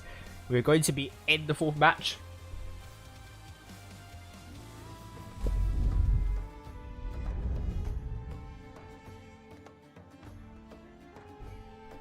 Oof. There we go. That's the second match. Endgame on the south side, GGAME on the north side. Orca and Winch in the double T22 medium. Endgame, Whoopsie, Carolate, and also last in the heavy tank. Oh, spotted. Going down the middle, but they cannot go down the middle because they are spotted by GGAME team. Carolate might be out in the open. He's perma-tracked. He might be perma-tracked. He's dropping the reactive armor. Puts a good shell into Dark Time Cortic. Probably a snapshot here. Carolate are scared here, but that hands GGAME team. The lead here, Orca, could not connect. But Yevgenloch and also Dark Time Cortic at the back. Will Endgame be able to punish these 2 tanks here now? The Endgame are pushing into the middle. They're going down. Carolade taking more and more hits there. And GGAME team will be getting A. No, they're completely ignoring A here. Kirusha took a hit from Nicolade. Last is AFK. Took a trade again. I think Endgame is not well consolidated enough. Last is AFK and Carolade might be in loads of trouble. Oh, bounces onto Capral. But that time Kotick is now getting tagged by Endgame's forces. The double T125. Good track shot onto Rustem. Drop the reactive armor. And he's in loads of trouble. But so does Last is AFK and Carolade as well. Last is AFK repaired his tracks. Drop the reactive armor. Rustem, he is using his reactive armor to his absolute best. But he's now down to one shot. He will be killed by Last soon. But it's going to be Whoopsie picking him up. And Last, unfortunately, will be hitting the corpse of oh, we're seeing another action happening all around here. Winch is running away from the ongoing forces from GGAME. They are very angry, and the kill of Winch. Capral is really low. This is descending into pandemonium here. Capral is running away safely, but Orca is going to pick up Kirusha or Hire. The focus fire from Endgame is a little bit slack at the moment. They need to figure out which tank to focus. Unfortunately, they are not focusing fire. Nicolay bounce onto Hire. If they keep on bouncing, Endgame could lose this. Orca bounces onto Hire if they need to stop bouncing for now. Yikes, Nicolay. Hire is now down to one shot. This is a little bit hard to watch, unfortunately. Hire is now finally dead. Skilloid and Hire are both down. Orca is now dead as well. 4 vs 4. Carolade is going to find Capral, and Nicolade is going to be picking up Kirusha. But Whoopsie and Carolade are both dead. 2 vs 3. Hit points still in favor of GGAME by a little bit. Oh, I am Chocolate missed. He's now down to one shot. Nicolay cannot finish off Kirusha. And Endgame cannot afford to miss any more shells, because if they do, GGAME is going to punish them hard and really rough. And Nicolade is holding here 1 vs 2. They absolutely want to kill off that type Kotick before he can be able to unleash his clip there. Nicolade is really nervous here. We could sense his nerve here. Ayafgaloch missed onto Nicolade. That time Kotick 3 shells in his clip. Will be ready to shut down Nicolade. He has the ability to do so. But I am shocked.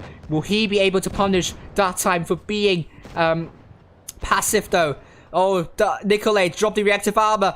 Dark time Kotick. Will he be able to finish Nicolade off? Dark time Nicolade. Can he finish off Dark time Kotick? No! He cannot finish Nicolade. Dark time Kotick. No! I am Chocolate. 1 shot. And he's killed by Yevgeloch.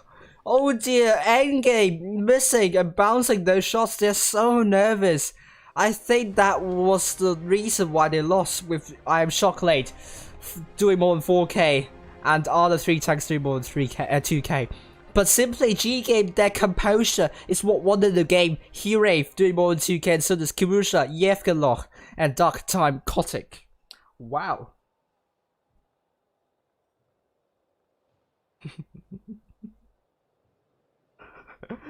Hello, Mutsu. So, oh my god. Wow, what a game that was. My room is now we are on. GGAME are coming on the match point right now. Let's hope we're going to be seeing Mercy for this endgame, because we want to see the winners of the Blitz EU Cup, Blitz Cup, to face one another. Apparently, GGAME are doing really well.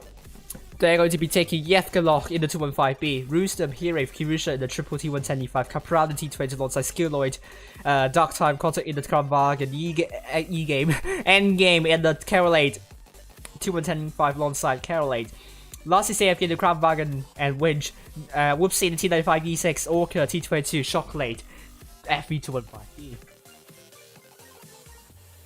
Quitsu.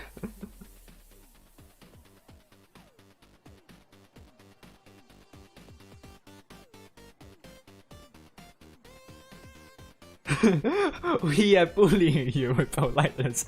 Really fair point, Daniel. Whoopsie changing into VK 90.01p. I still haven't lost my voice yet, so long may that continue, and I have to reserve my voice for Mercy. Let's see.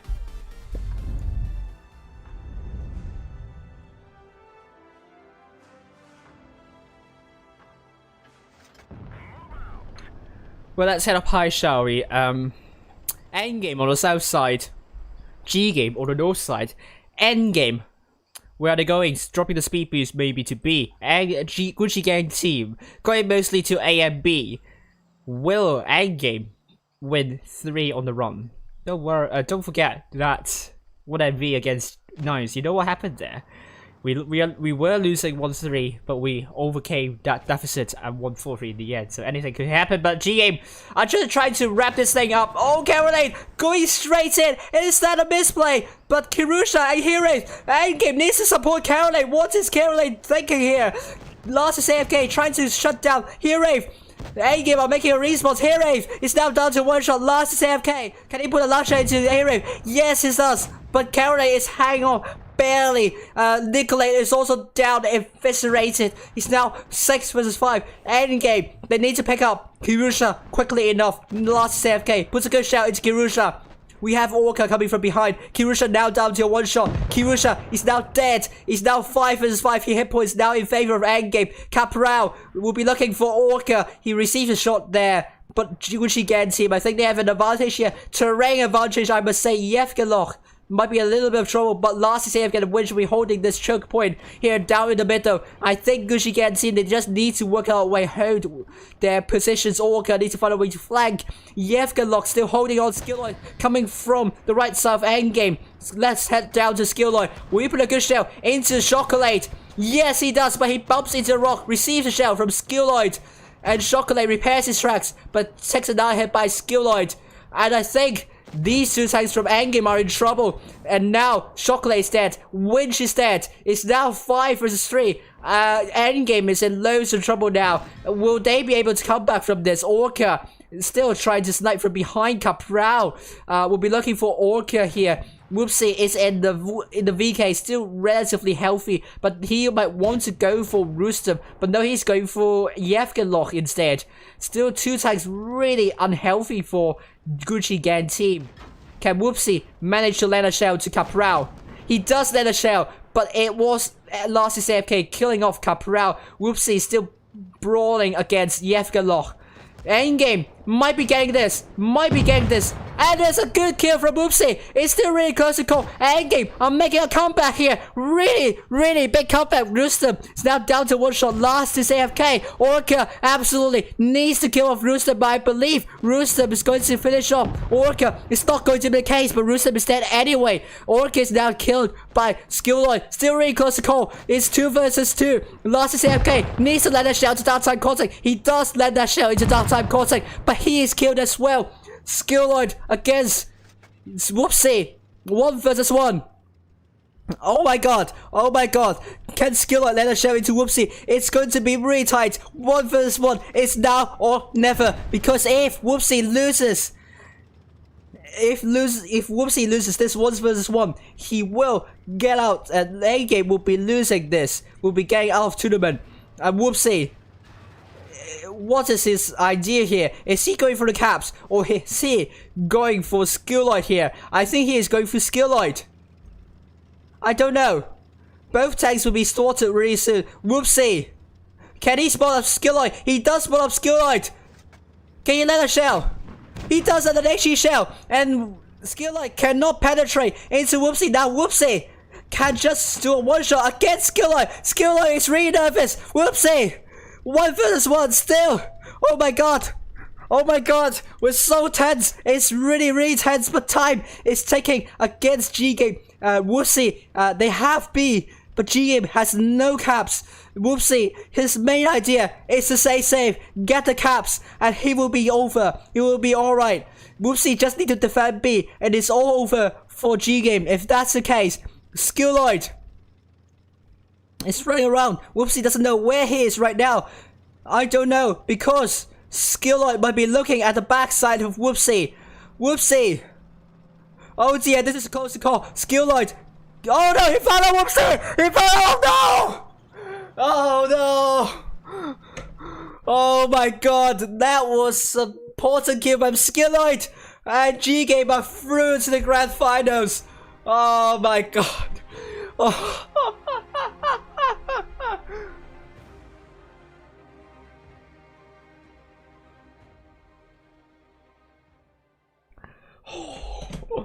Oh my god. Oh my god. Skill Lord 4 kills. Oh my god, you can hear my voice is just breaking. Orca. Whoopsie, and lost 3 more 3k. Whoopsie. Very unlucky. But well played to Skilloid. That won them the game.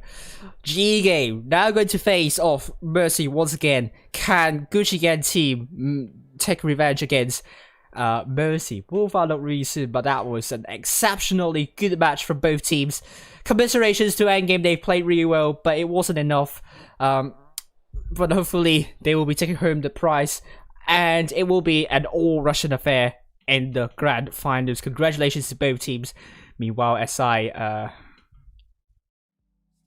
calm myself down, I'm going to get some water, so I'll leave you for a moment. I'll be back very soon, so don't worry, I'll be back.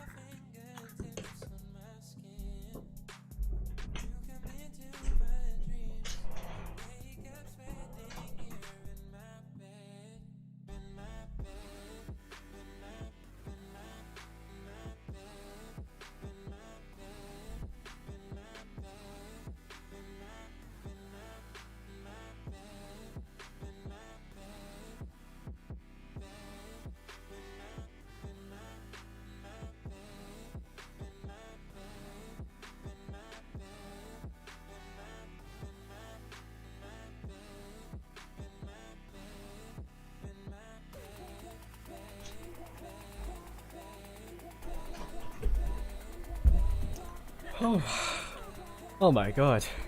Sorry, I hope I'm now back. Oh my god, that was... Oh my god.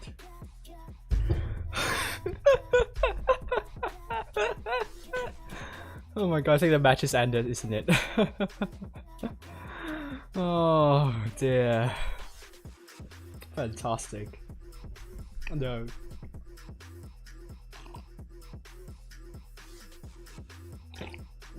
Wow, that was just a tense affair. Never expected that.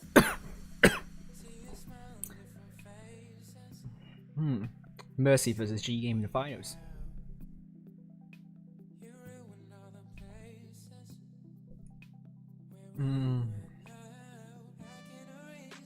Let me change the stuff up in the overlays. It's going to be Mercy versus GGAME.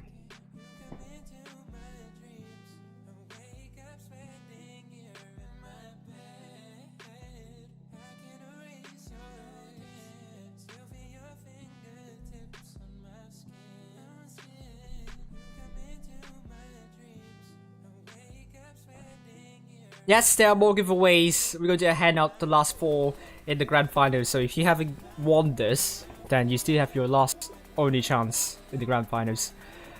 Wow, what a game that was. Are you still alive, Jack? Do you need oxygen? Yes. Oh my god. This was actually... So for the people that are like watching, I watch together with you. So I watch with delay. But I hear the commentary on voice real time. So I could hear Jack just like completely panicking, getting more and more hoarse. I have to admit, that made me laugh. Oh, just the sheer panic at what was happening. It's awesome to hear. It was true. I totally agree. It was total chaos what happened last game. Oh my god. Oh, But, absolutely. Absolutely. But meanwhile, I'm going to contact Nikolai whether he's going to join the interview, and we'll see very soon. Just going to... Hopefully Discord's going to work, because it's super slow tonight. I'm just going to do a DM. Oh my god, what do you think about the last game? That was, to be honest, it was insane. But in this case... Again, micro mistakes, but there were micro mistakes mainly on EG's side, and that cost them the game. True. They were a little bit more spread out. You had GGAME holding together more, like still individual positions, but more like whenever someone was pushing on one of theirs, they had multiple lines of fire in them. And that sort of whittled away EG's HP faster than GGAME's HP went away. And of course, in the end, when you have a super heavy, even when it's played by someone like Whoopsie versus a T22 played by another very OP player, then my money will always be on the fast tank, because they have the view range, they have the mobility to move around and to come up from somewhere unpredictable, as you could see. Because that's how it ended. It was a very close game overall, though. But I think that if EG had held together a little bit more, then it might have been different. But because they were like in isolated places, that is kind of what broke them up. True. Oh, very true. I think the Descent. What do you think about the Descent games? Because I think both games showcase that GGAME are more composed and they are more calm and they have better individual skills. Do you agree with that? I'm not sure about the better individual skills. I would say that for this matchup at least, they had the better team skills. Because they were focusing. Generally, there was always one tank from EG getting focused by multiple tanks from GGAME. And again, GGAME was relatively split up in this match. And I think that's sort of where EG went wrong with these matches overall.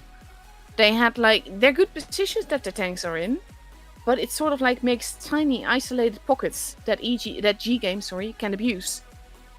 And that's sort of what happened every single match. I see. That's really fair comment there. And finally, it was a really good start from Endgame for Navy Frontier. I think so, because they punished the isolated tanks of GGAME really well. But I think that was the only good game, I believe, from Endgame. Maybe a little bit of a good plays from Endgame for Descent, but it wasn't enough for them. I have in my notes for the overall thing, EG2 isolated GGAME wins in micro battles. Because that's exactly what GGAME's strength is. If you have instead of one battlefront, you have the tiny battlefronts, then GGAME wins. I'm not sure what it is that makes them win, but they're very good at micro battles. That's really true though.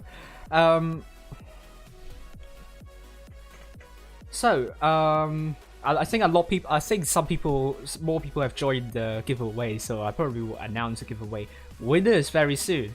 Yay! But unfortunately, I believe Nikolai is not going to. They still have time, so we'll know whether Nikolai is going to join. But hopefully, he will. I can't imagine though. Oh my god! Also, I have to say that I really liked when this matchup began. The way that they were saying hello to each other. Yeah, that was something we didn't see before. True. I feel sorry for Endgame though. I don't think they played particularly bad, but I think they were very nervous in this matchup tonight, especially that's a sense just particularly Caroline. You can see that. I feel very sorry for him. He got bullied. He's been hugged to death in one battle, and he got permatracked the other one. Oh yeah. You feel for him, and just unfortunate that was. But alas, this is Clan Wars. It's ruthless. There is no room for emotions. So unfortunately, that is what it is, and. Now it's going to be Mercy versus GGAME team. The Russian commentators were right about this one. That's going to be Mercy versus GGAME team in the grand finals. What do you think about this matchup, though? I still think it will go to Mercy. I don't think so. I think so as well. But I'm not sure what kind of gameplay that we will be seeing. I have a feeling that Mercy might lose the first game very hard. Because this is something that I've seen them... I'm not sure if it's consciously, because they won't lose on purpose, of course. But I mean, they have this knack for losing the first game and then using that game to sort of figure out the enemy. And then afterwards, they are just prepared for whatever they throw at them. I do agree. I think Mercy, in my opinion, they don't really have a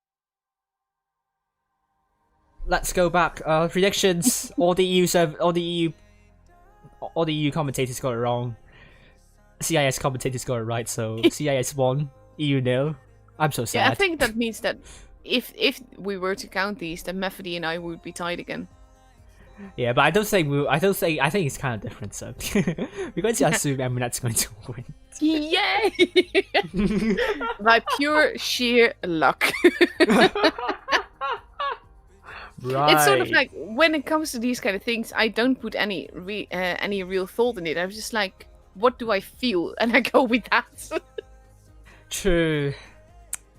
I see, but once again, if you just started watching the stream, we are in the Blitz International Cup Day 2. And we are going to be streaming Grand Finals. It's going to be in the best of 9, so the first team that wins the first 5 matches will win the fixture. So it's either Mercy or GGAME team winning the tournament. And the tournament is a double elimination knockout stage, but that doesn't matter because all the teams have used up their life, so it's now or never that they will get it. And maps are predetermined. No, they will need to draw the maps, and I don't know if I don't know if there will be a map. Oh yes, we got the maps already. So we're going to be starting off with Mayan Ruins, and then Dynasty's Pearl, Fort Despair, Desert Sands, and Faust. These are the maps for Grand Finals. No Camp Steer, so yay! Yeah, always a good thing, and I love seeing Faust. So that's a good tiebreaking map to have. True. They went for very small maps though, aside from Desert Sands, which is average. But Mayan Ruins is relatively small, at least the part where the battle is. Dynasty's Pearl and Fort Despair are both really small maps.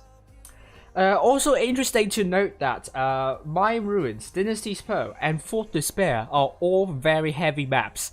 So it's kind of weird for CIS server, because CIS server, they love mobility, and they really love being very mobile and so on. I believe Team A is GGAME team, so they selected Mayan Ruins and also Fort Despair. Unfortunately, Nicolade would not be joining us tonight, so Aww. he has work. So, but thank you very much for a good performance in the Blitz International Cup tonight. So, good luck to your work. Beautiful. They've been beautiful to watch, and yeah, I think Faust is also selected by Faust is neither selected by any map. teams. Yeah. Yeah, the leftover map. It's the map they don't quite hate and they don't quite love. Yeah. So you can see the idea here from GGAME team. They want to select a heavy map so that Mercy will have trouble playing. My Ruins and Fort Despair, how will Mercy play? Because very heavy maps, Mercy usually do worse. But they didn't pick Winter Malnovka. I think it's not in the map pool, isn't it? It's not in the map pool. They cannot pick Winter Malnovka because GGAME once did really well against Mercy in Winter Malnovka. It's not in the map pool, so Mercy dodged the bullet. So and once again, Mercy versus GGAME team in the finals. We will know which team will go home with 900 euros. It's either Mercy or GGAME team. So. Wow, it's going to be extremely exciting to watch, I must say. Mercy and GGAME team. So I think I asked you already. So I think you'll be rooting for Mercy as well. I've been rooting for Mercy. I mean, I like GGAME as well, but I think I like, as I said, I like the thinking game, and Mercy is a team that applies that. And overall, when they have a good day, their battles are just so smooth going. And you just see them work as a whole team. And they're just like punishing every little micro mistake that is made. And I love watching that. Yeah, true. I think we just had an oopsie here. Rolling Swarm streamed the room password. Oh god. Oh no. Oops. No. Oh, F for Rolling Swarm. Oh no. Let's get more viewers. If you haven't invited your friends, make sure to like and subscribe to this. Like this video, subscribe to my channel if you haven't already. If you haven't, then you should slap the subscribe button now and click on the notification bell. So, hopefully we'll get more viewers very soon and grand finals. So you don't want to miss anything, right? So, we still have 13 minutes to go. It's going to end. 2020 is going to end really soon. And for Clan Wars, I think it has been a really good year for wargaming and particularly the tournament side of things. I don't know. I believe it's like a breakout year for tournaments, for this game's tournaments. In my opinion, I don't know. I don't know how you think about the tournaments this year. I think in a way this format works better. They got a lot more attention because it's all online. So instead of one weekend of an offline, you had 4 weekends of onlines. Yeah. I like that for the very first time EU got to stream RU. Yeah. And vice versa, obviously. But I don't speak Russian, so I didn't watch that. Yep. But overall, I think I like this format better, even though server versus server in an offline, there's a whole atmosphere to it. The whole trip is just very special. But it means a lot more for the players that are actually there than for the players that are watching. Okay.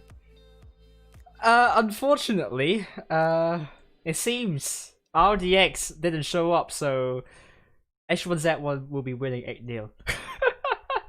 Wait, what? Yeah, I mean, I'm talking about Senate League. So, Xiao Falke originally was streaming that, but apparently RDX didn't show up, so H1Z1 will be going home with 8-0. And RDX was fighting for top 4 spots, so, Oof. Oh dear. Why weren't they there, though? Yeah, they promised to show up, but they didn't show up, so why? Why did they even promise to play tonight? So I don't know. Maybe they're watching my stream, but that's why they don't play. Thank you, but not very good for your team. As much as I would like to think that, I don't think that's the case. Not when you're trying to win in a tournament. No, not at all. Oh, did I say begin? I think I forgot to say begin. Yeah, you didn't say it yet. And make sure to specify the team and all, because we don't know what team. What team do they have to guess for?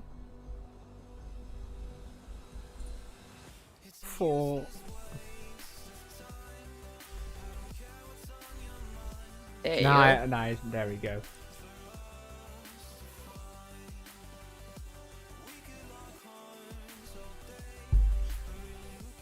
There we go. Lest I forget. This is always giving an example, just to like give the specific format.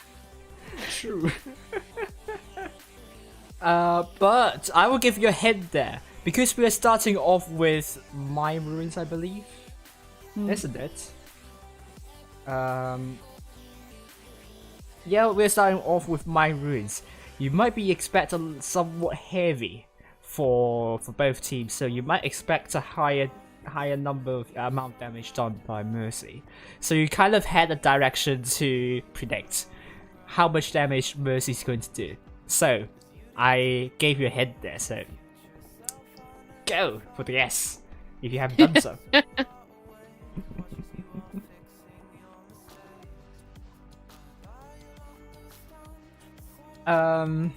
Meanwhile, we're trying our best to use up to 5 minutes. Yeah, so kind of for this year, what matches have surprised you the most in like the entire year of Blitz tournaments? Oh God, you're asking someone who's actually having memory problems. Medically. Let's not ask about the specific match. Let's ask about a specific team that you think surprised you the most. Maybe that will be easier. Well, not necessarily surprised. I know that this is where my memory fill starts. I've absolutely loved the double moves, like when teams are going into 2 bases and they're just like waiting for the enemy to respond to one and then they take the other, that kind of stuff.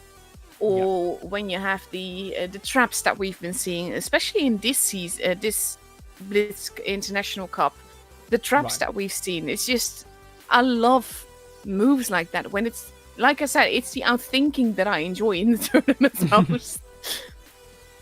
Right. The double moves. But how about a specific team? Do you have like, or do you think there is a team that impressed you the most throughout 2020?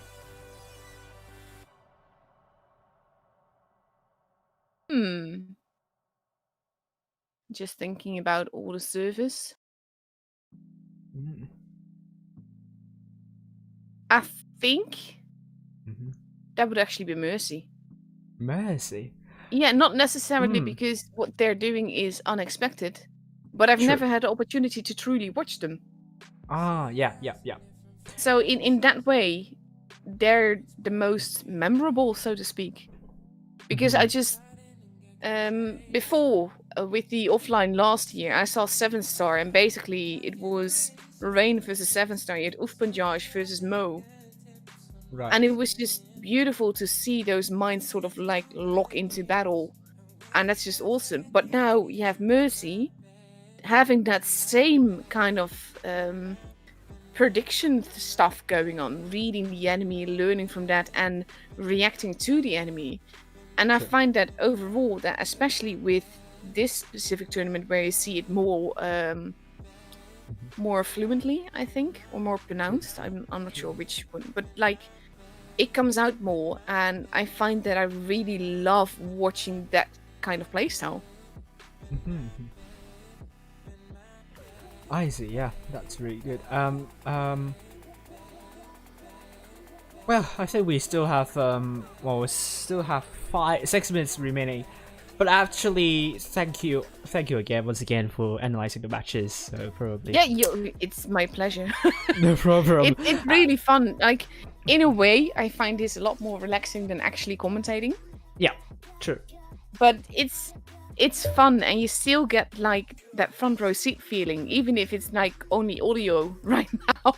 True. But it's lovely, and I just love following this whole tournament and stuff. Yeah, very true indeed. But I will say goodbye to you for now.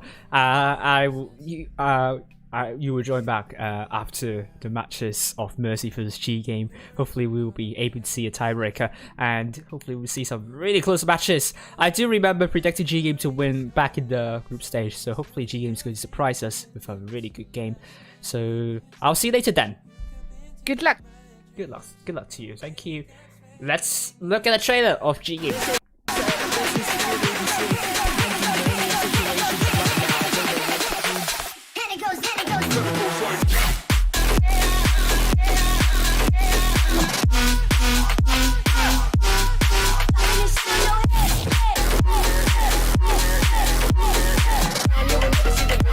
Mr. Rebosh is coming from behind.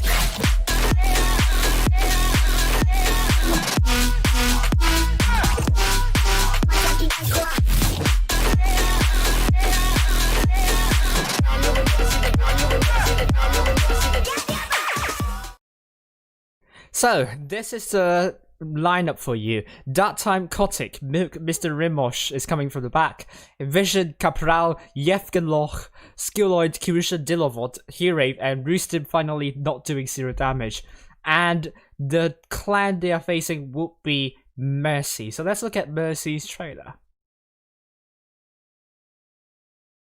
Advising Mercy. Eptana idea here. Oh my god! Look at the... Will they kill...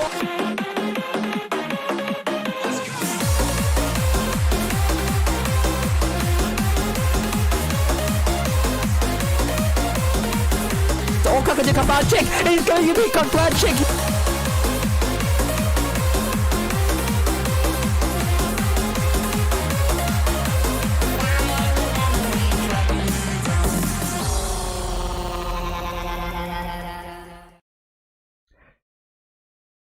So, Mercy's lineup's going with Crocodile, Kabanchik, Craftsner, Vertuhan, Nierfni. I just can't. I mean, Russian, the R sound is really strong, but I can't really do it midway. Just because it's British, you know, British R in the middle is not very strong, so I can't imitate that. Apologies. So we have Pashok as well. Forever Noob, Avenger, Zyka, Cube, incoming, or 4 incoming. And rename user, which is also known as, come on, I always have to record this, God, what's his name? You will know. I think you will know very soon. What's his name? So, apologies. Let's just continue.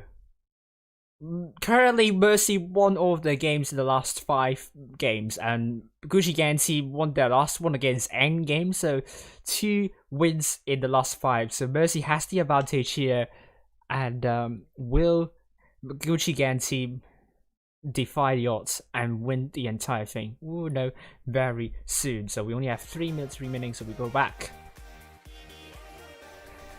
We are on My Ruins first game. We have Yevgeloch in the 2-5P, Hirave T125, Envision in the Kramwagen alongside Capral, Kirusha in the T125, Mr. Rimbosh in the E5, Skilloid in the IS4 with incoming in the Vicus Light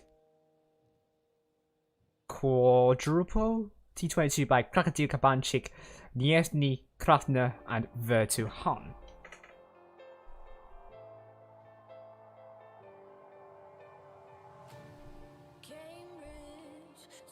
So, just going to say hi to Mutsu once again, and hi to Adam, Andrew, Meets, Envy, Costas, Laser, Car, Eminette, Hardic, and also hi to...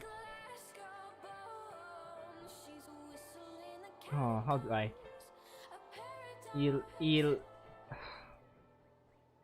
Ill. Just call you Ill for now.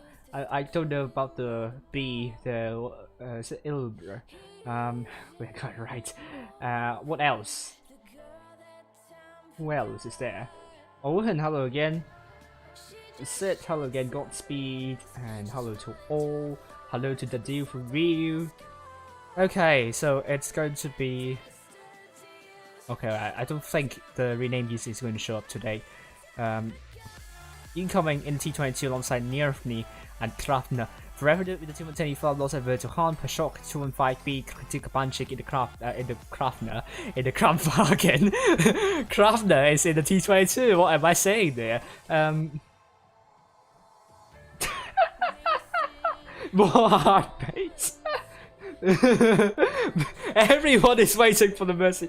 Do you want to see a Mercy trailer again? Let's see it again, shall we? Epilepsy warning. I think Mercy has an idea here. Oh my god! Oh my god! Look at the... Will they kill?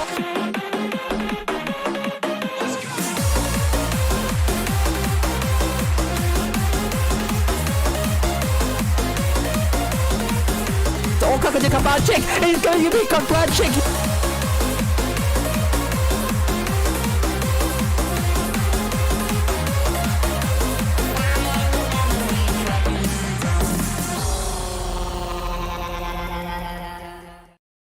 Everything hurts. Oh my god. Oh my god. That was hardcore. So we are back to the... Oh, we have started. So just in time. We have started. Mercy on the south side and GA on the north side. Mercy, where are they going? They're going with Pashok back in his most favorite 215B. He isn't changing into any other tank, so yep, Pashok always in the 215B. Crocodile, Kabanchik, Kramwagen alongside Kraftner. Double T22 will be taken by incoming Nevny and double T125 for revenue to Han. The GGAME going mostly to A and B, and Mercy going mostly to B. Forever Noob is now spotted, and let's see, Vertuhan just going straight past the middle. Will he spot up Yevgeloch? Ooh, Vertuhan is spotted, but so far it's an unusually dull affair for both teams. But GGAME, they're going straight in. Krafner might be in loads and loads of trouble. This is going to descend into pandemonium very quickly. Krafner is now getting tracked by Envision. Capral taking a hit by Krafner. He is into safety right now, but Kapanchik needs help. He is shouting for help. Mercy might be in loads of trouble here. Pashok is trying to run away in the 215B. Drop the speed boost, and Mercy immediate response from GGAME trying to rush the forces of Mercy. Krafner is on fuego. Oh, he's dead under the hands of Envision. What a good kill from GGAME there. Unable to kill off Skilloid. He's the elephant in the room that Mercy doesn't want to ignore. Mercy is falling apart at this rate. They're now trying to make a counter push onto Mr. Rimosh. Mr. Rimosh is on the reactive armor, so he's going to absorb a lot of shots. And Mercy bounce a lot of shots onto Mr. Rimosh as well. Nervny is now dead, and Skilloid managing to be alive for a long time. Kapanchik kills off Mr. Rimosh. Pashok it's really low, and that was a full max roll from Vertuhan into Vision, and he's dead. Pashok is also dead. It's 5 versus 4. Forever Noob is now the focus for GGAME, and he's dead as well. Crocodile Kabanchik now is going to be defended by both Here and Capral. Gets tracked, but gets rammed as well. Oh, Skilloid is now dead. It's not over yet, but GGAME is very comfortable right now. That push worked for them, and Mercy, that eyes for Skilloid. Mercy ignoring that, which actually wreaked a lot of havoc to Mercy, with Kirusha now tracked. Vertuhan, the last man standing. Actually, it's going to be GGAME winning the first game in the best of 9 series. Vertuhan down to Kirusha. First game to Mercy. Sorry, it's better. Sorry, I thought it was Pete, so I was saying, I thought it rhymes with Pete, so I was saying me, mete. Hello, Mutsu.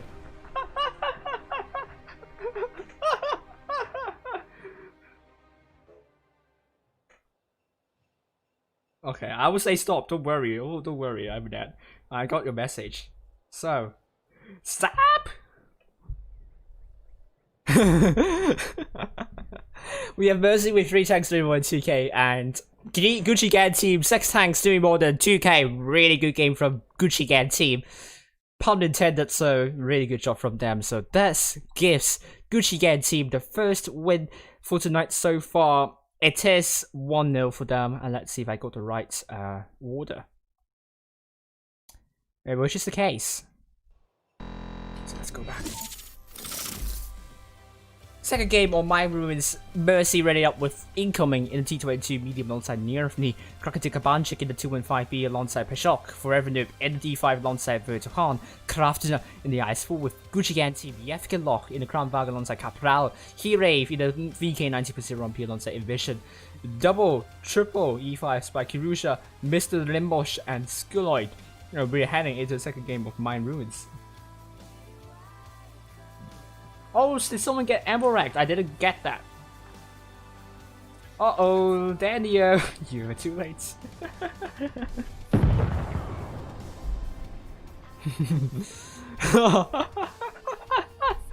we have stopped the count already, so Daniel, tough luck. Mercy on the north side and GGAME on the south side. GGAME once again going mostly to A, but Mercy will be looking to capture C. And Mercy will be looking to get a comeback here with Mercy. Now trying to get hold of C. And Gucci Gang team, what would they have this time in mind? Oh, uh-oh. C is now getting captured, and A is now getting captured by GGAME, but oh, Hirave taking a little bit hit, and the VK 90% P GGAME will be getting, will not have the cap lead this time. Incoming! Here comes the shot incoming to T22. He's going to run away. No way is he able to put shots into Yevgelok and Capral. I'm mixing stuff up with Capral and Krafner. I'm just like Crocodile Kabanchik and also Capral, as just said. the bad word on stream yesterday. Incoming, spotted up Yevgenloch, and Mr. Rimbush is going back. Nope, he spotted Kirusha is spotted rotating. Mercy has more than 2k hit with disadvantage, and GGAME. They need to figure out a push, but they will have a lot of room to push. Because they have the hit point put advantage, they just need to figure out where to push. Envision took a splash from Crafner, but that's negligible. A blind fight from Envision to that bush didn't hit anything. Just hit the hit the dirt there. So, well. Crafner is spotted. GGAME are growing for a push. Oh, Nervny is in loads of trouble. He wants to run away. He's going to be in a nightmarish situation if he doesn't. Oh, Capral is going to hunker down Nervny. Nervny is trapped. Oh, Capral. Oh, bounce. Oh, Nervny. He is in loads of trouble. But meanwhile, Mercy are making a move already onto those VK 19.01B. Let's get over to that position, shall we? Ignore Crafner for our Crafner is now dead. But Hirave is also very low. He is dead. But for some reason, Nervny is surviving. I don't know why. But the next tank they're going for will be Skilloid or Envision. I don't know. Skilloid or Envision. They need to decide now. It's going to be Envision and another bounce from Kakadil Kabanchik onto Skilloid. And Skilloid puts a good shell into Kabanchik. But Hippos are in total favor of GGAME. And Gucci Gang team will be riding high after this one. They have won 2 games on the run here. Mercy. They need to kill off Skilloid as soon as possible. Virtual harm will not be long for this world. But their attention has turned into Yevgenloch and Mr. Rimbosh. But I don't know if it's a good idea because now 5 versus 3. Mr. Rimbosh and Yevgenloch are still really healthy with Capral at the back, sniping, incoming, trying to come from behind. But he's getting chased down by Mr. Rimbosh, which kills him off. Yevgenloch has 2 shells in his clip, puts 1 shell into push up, killing him off. Forever Noob is last man standing. And Yevgenloch. Oh, Mercy, winning the first 2 games. Very, very weird from Mercy, I would say. And he's finally dead. Oh, sorry, I forgot the overlay. Oh, Jesus, it finally happened. Oh.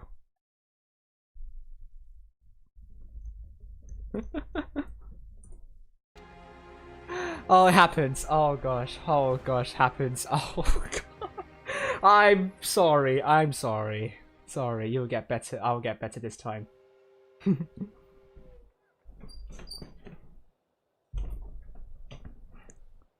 Oh gosh, sorry, apologies. It happens when you got too overly excited and forgot to change overlays, and this was what happens. I apologize. I will do better next time. Oh gosh.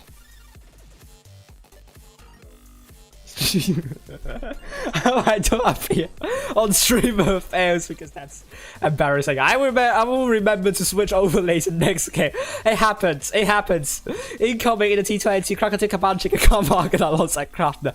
Nervly in the mouse alongside Pashov, Forever Noob in the 225 alongside Metal Hard. GGAME in the Afghan Loft by 225. Rustem in the 225, Hire, Mouse alongside Kirusha, Envision, Double Crab alongside Cup Round, Skilloids in the IS4.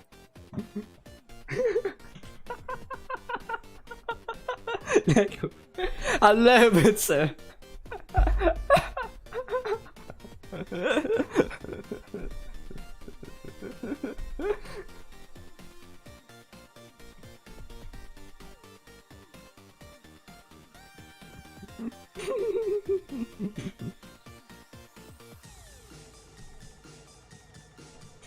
There we go, I will switch the overlay now.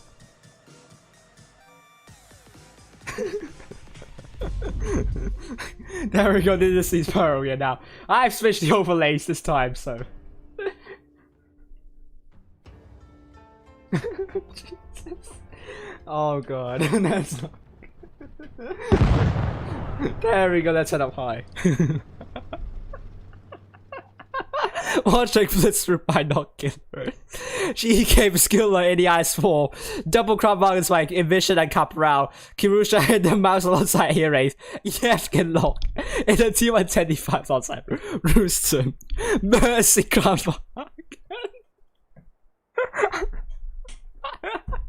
God can do a crap. I'm gonna stop laughing for now. Saying it going awful here. Mouse will be taken by Nievny and Pashok in the mouse and incoming. T22 double T125 for Revenue Virgin. First shots into Caprale and well, Caprale taking more and more hits. Mercy taking a lot more heavy this time, and Krakateo Kabanchik taking a hit there, and Capral also taking more and more hits. Mercy trading better than GGAME, that they're just going straight into Krakateo Kabanchik. He might be in trouble, but Nievny might be going in just like what Tobin did against 7-star. GGAME team, are they able to shut down the tanks quickly enough? Kabanchik, it's a world of pain, and he is going to be dead really soon. Hit points now in favor of Mercy. But Mercy are now trying to shut down Rustem and also Yevgen. Their focus is on Yevgen. Yevgen dropped the reactive armor, but now his reactive armor has stopped working. Error for Yevgen now down to 1 shot. Will Yevgen die very soon? Kraftner is the first tank down. Forever Nib is also down. Vertihan finished off Yevgen. Rustem is really low, and he's dropped the reactive armor. Good reactive armor timing there from Rustem. That would mean GGAME has the hit point poo deficit reduced, and hit points now in favor of Mercy by a little bit, but not a lot. Mouses, double mouse still really healthy for Mercy, and GGAME team, they also have really healthy mouses, but Envision took a really big hit, but Vertuhan might be isolated potentially. Nievny trying to go for Envision. Pashok, oh, good shot there. Pashok, oh, that was a good trampling, but he's stuck. Pashok is stuck. Pashok is stuck. Oh, Vertuhan is dead. Pashok. Oh, oh, Pashok. Oh, he will be regretting there, but now he's out of trouble. Nearly the focus for GGAME. I think that would lose the game for Mercy for me. Oh, Pashok. He will be ruining that. It's a bounce onto Kirusha. And Pashok, 1 versus 3. Can he do a Kolomanov? I don't think so. Pashok.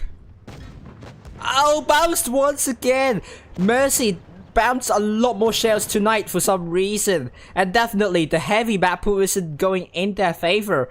And they absolutely need to win the next match, because otherwise GGAME will be on a match point. But now it's going to be 3-0 for GGAME team. And he's dead. Couldn't kill off Kirusha, Dilofot. My gosh.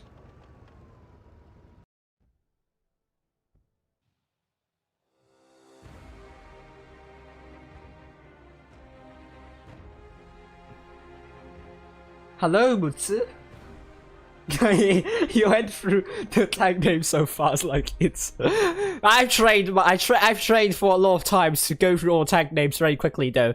But Kirusha doing more than 5k in the mouse, and GGAME very good. But I think mainly because Pashot just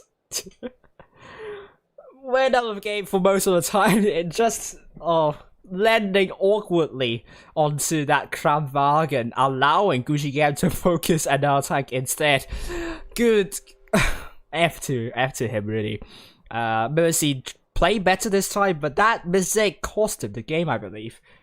And it's now 3-0 to GGAME team.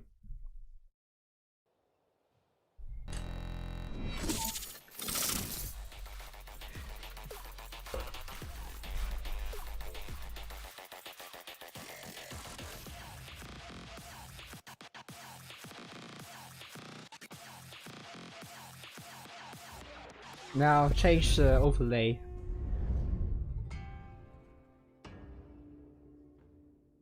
So now it's going to be GGAME with Skilloid in the Ice 4, double Crown Bargains by Envision and Capral, Kirusha and the Mouse alongside Hirave, Afghan Lock in the T110 E5 alongside Rustem.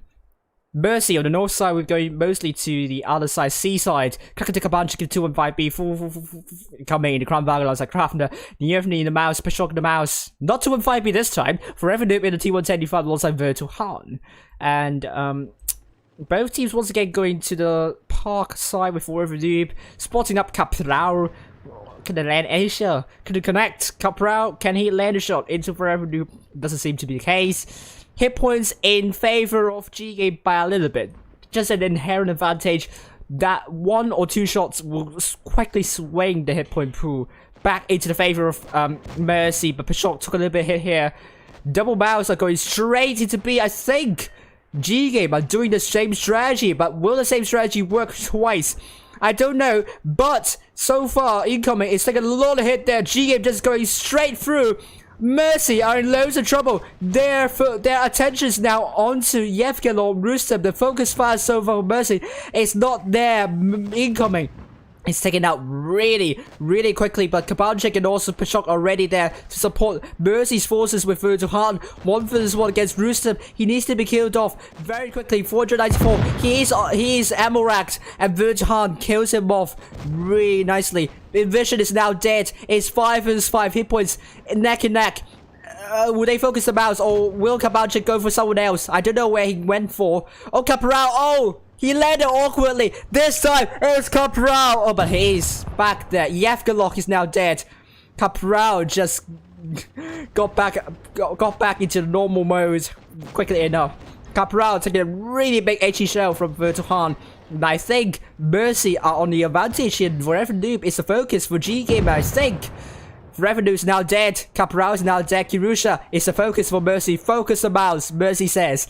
Summoning the spirits of GV, and Kirusha is bouncing shots, and that's why I don't focus the mouse, because you bounce shots.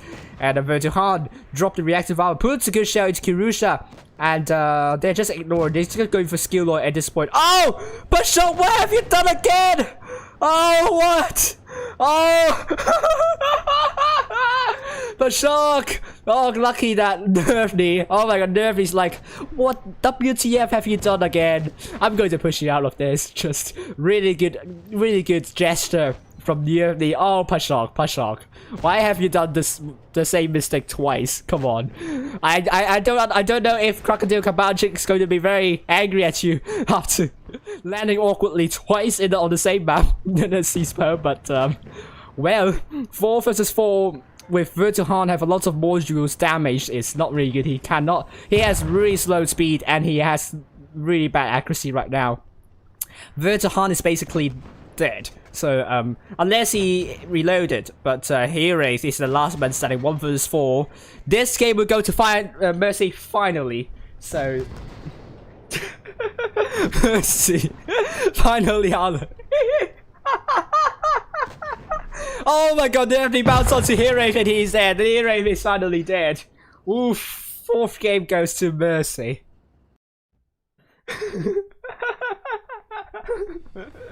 Oh god. Hello. Oh, there we go. Mercy, much better performance. 5 tanks, 2 more, and 2k. Pashok! Stop getting stuck in the mouse, I beg you.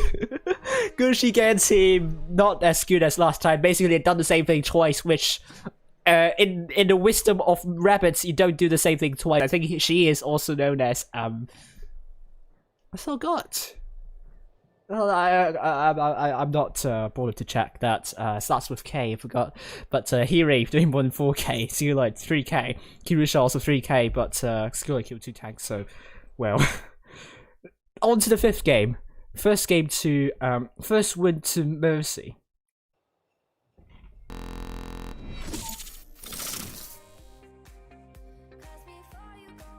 Ooh, 3rd place and 4th place separated by 50 damage.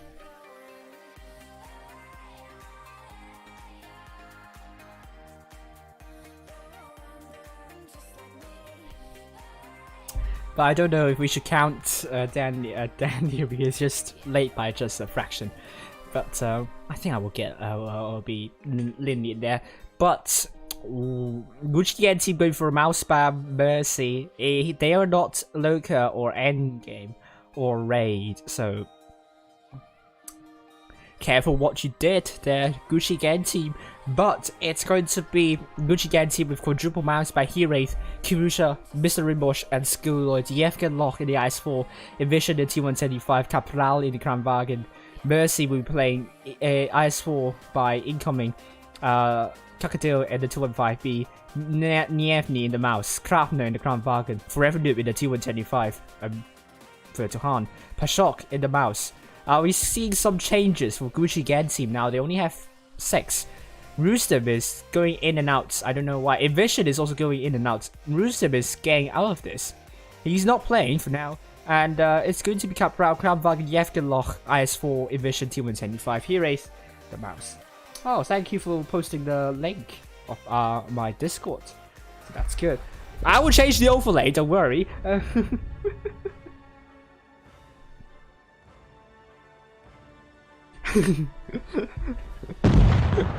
Right, I'm glad you liked the chunk on GV. So, Mercy on the south side and GGAME on the north side.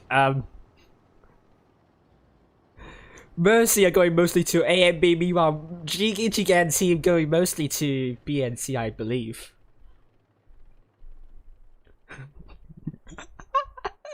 Please, you will get stuck here in Sport Despair. I mean, there are no like high platforms. You can't drop from here. The platforms. It's impossible unless hacks. But Crocodile Kabanchik spotted up Envision, but the trading is in favor of Crocodile Kabanchik. Oh, Kirusha not landing anywhere. Unfortunately, he is going to hit the dirt and kill some earthworms there. So F to those earthworms, but.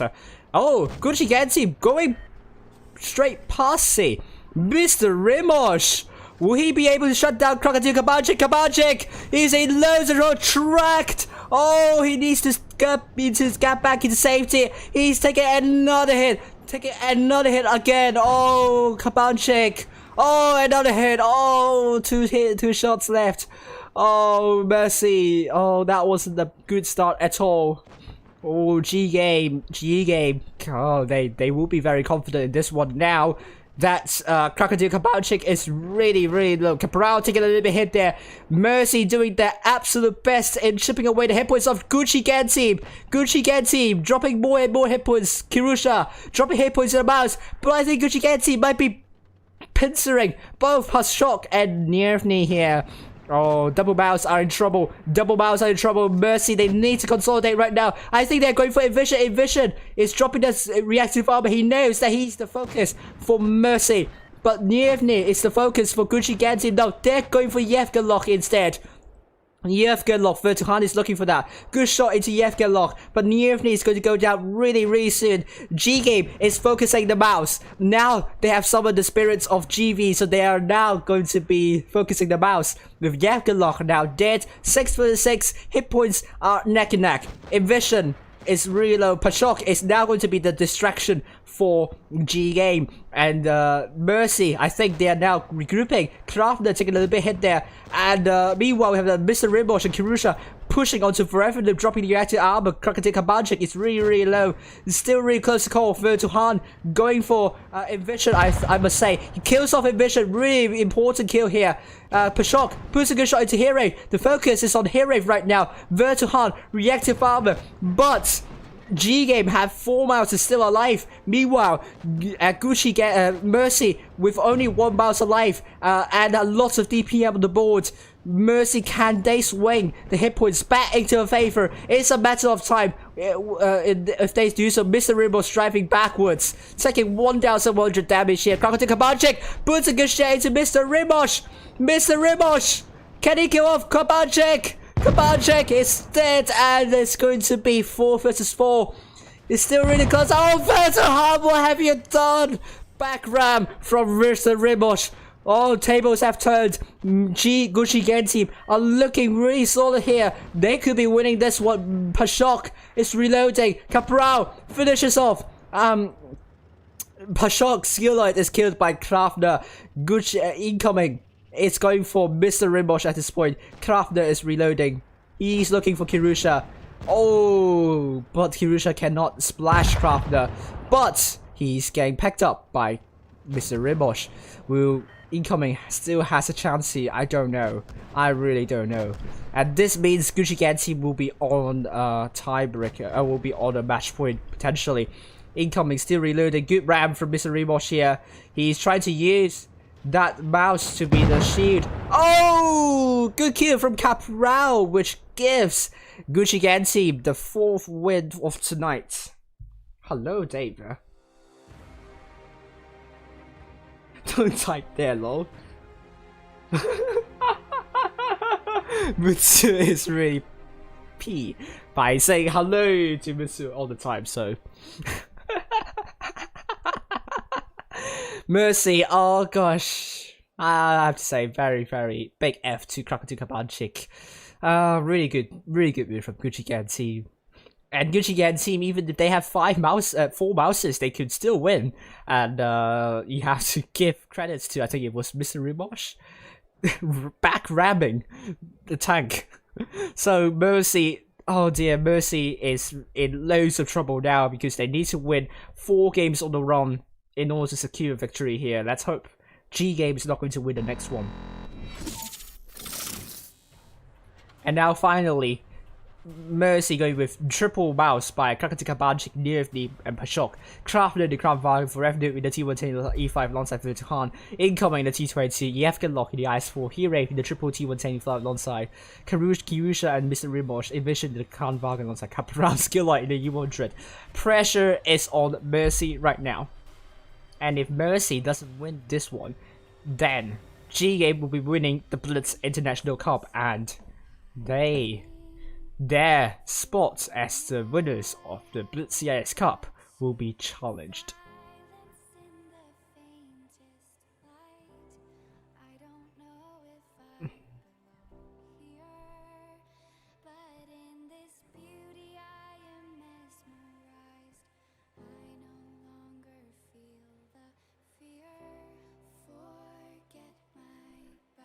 Well,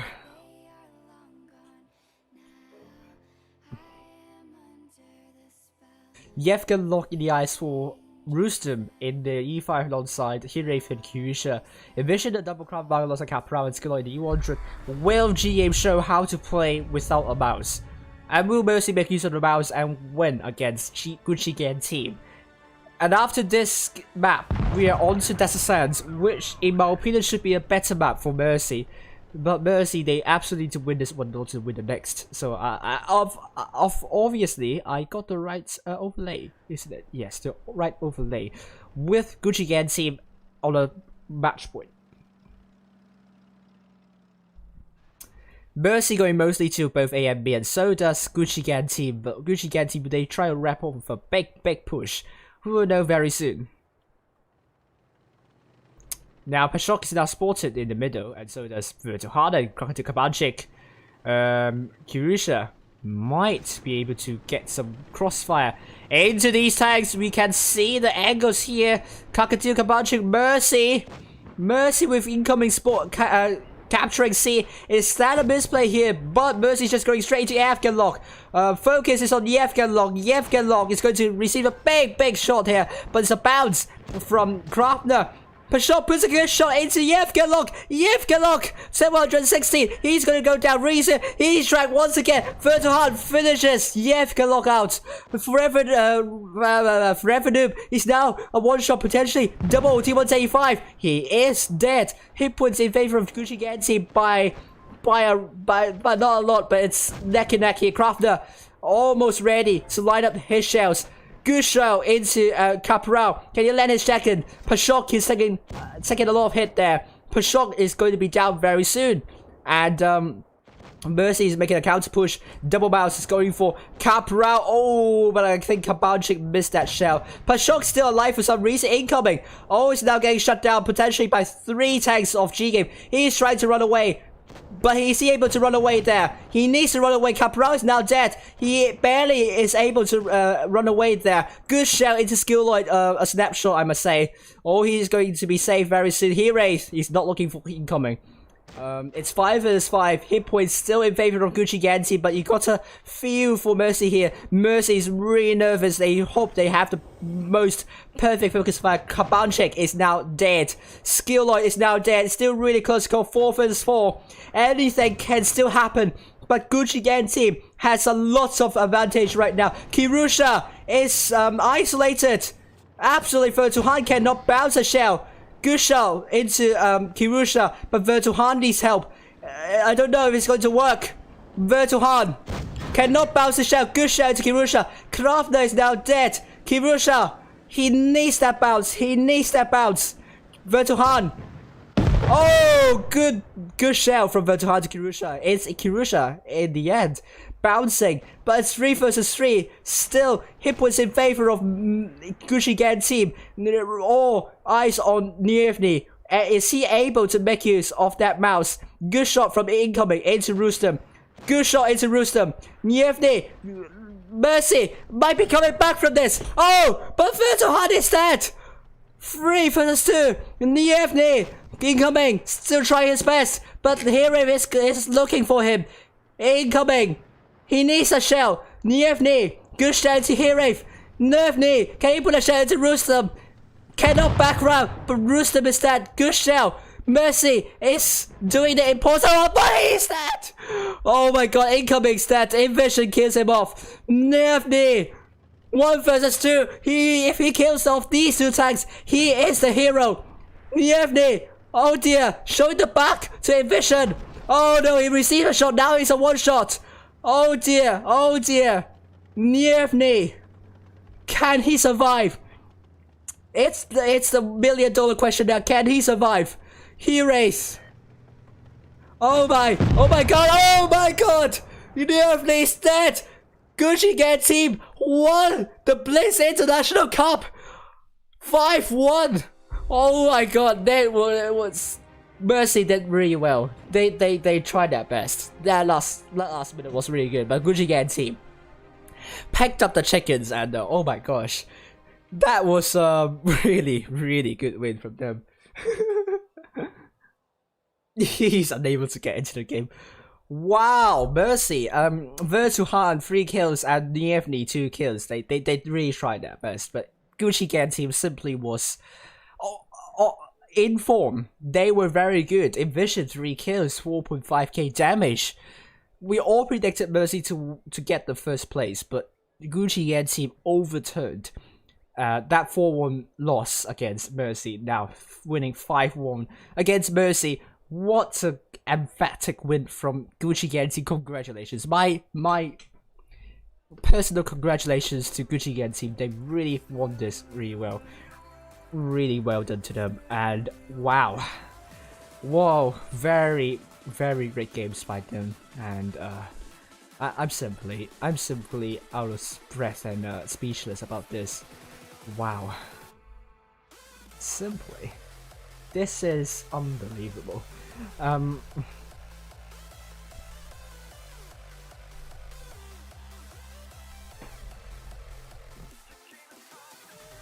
This is just, we all were wishing for a tiebreaker, but seldom we see a tiebreaker in the best of 9 series, so well done to GGAME team winning 5-1 against Mercy, and they will be winning the Blitz International Cup, taking home the €900. Congratulations to GGAME team, commiserations to Mercy. They tried their best, but they couldn't win on Full Despair, so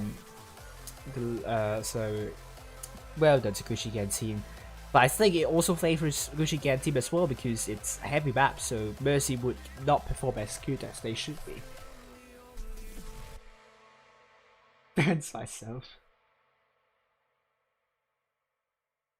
It's best of 9. Mercy is getting curbed. Yes, they are getting curbed.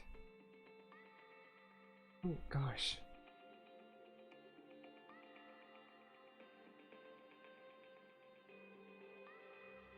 Oh my goodness me, let me drink. Oh, I ran out of water, but that being said, finished shouting, so oof, now I can rest my voice, and tomorrow I have a big surprise for you tomorrow, so make sure that you get pinged by me tomorrow, and you will know what the surprise is tomorrow. But as always, thank you all for watching here, and Eminem will be joining with me very soon. Very tight games. I was on the edge of my seats. Really good stuff from GGAME team.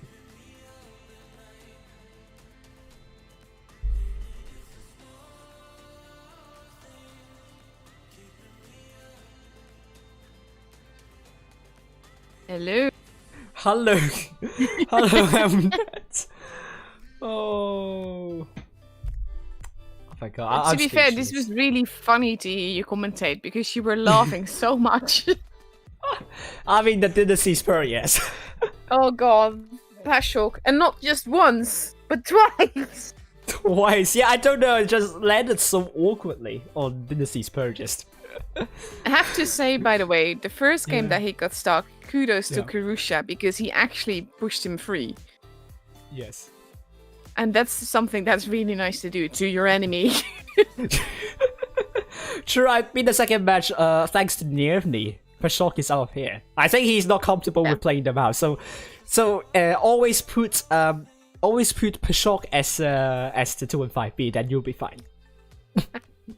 I was actually surprised to see the amount of mice in these matches. Like, all of them. It's almost like they weren't following the meta. Yeah, I mean, especially Fort Despair is really. I don't think it's really. It's always an anti-meta map, I must admit. Yeah, and true. Fort Despair is a map that favors a lot of Fort Despair. The second being Dynasty Spur. So I'm not surprised to see a lot of heavies, and I believe the map choice favored GGAME team a lot. To be honest with you. True, but I think in this case it was actually Mercy that was kind of misplayed because there were a bunch of times in several of the matches where GGAME wasn't necessarily doing anything special, but they were just there trying to draw Mercy out, and Mercy doing exactly that. Like the last game especially, they were like between base A and B using that little hill as cover, and the mice just kept peeking up and over, and that allowed everyone from GGAME to get shots in. True. But I mean, Mercy tried really hard to reduce the hit point deficit. I mean, it was very beautiful to watch, but it wasn't enough. Yeah. And in this case, I do really feel that GGAME outplayed them. Their focus fire, it was sort of like how you described Asia's server, beautiful chaos. Yeah, because it was beautiful chaos, yeah. There were so many games where if you follow the movements that GGAME makes, they're sort of like pushing aggressively, but while they're doing that, they're sort of wrapping around Mercy, basically able to shoot them from both ends, so Mercy has no way to angle properly. Very true indeed, and very good. GGAME team, they I think this time is Mercy somewhat isolating themselves a bit, and then I think the focus fire is always really good.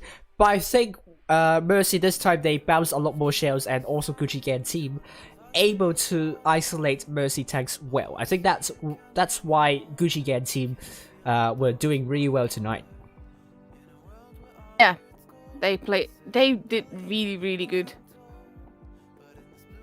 And Mercy was just they were off balance. Yeah.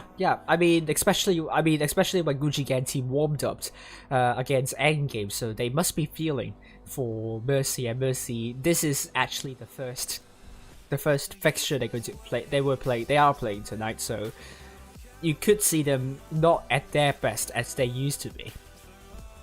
Yeah. Very true. What do you think about the My Ruins games? Let's see, what did I have? Well, one of them was, as someone put it in the chat, Lego Eye View. I apologize profusely for that hiccup.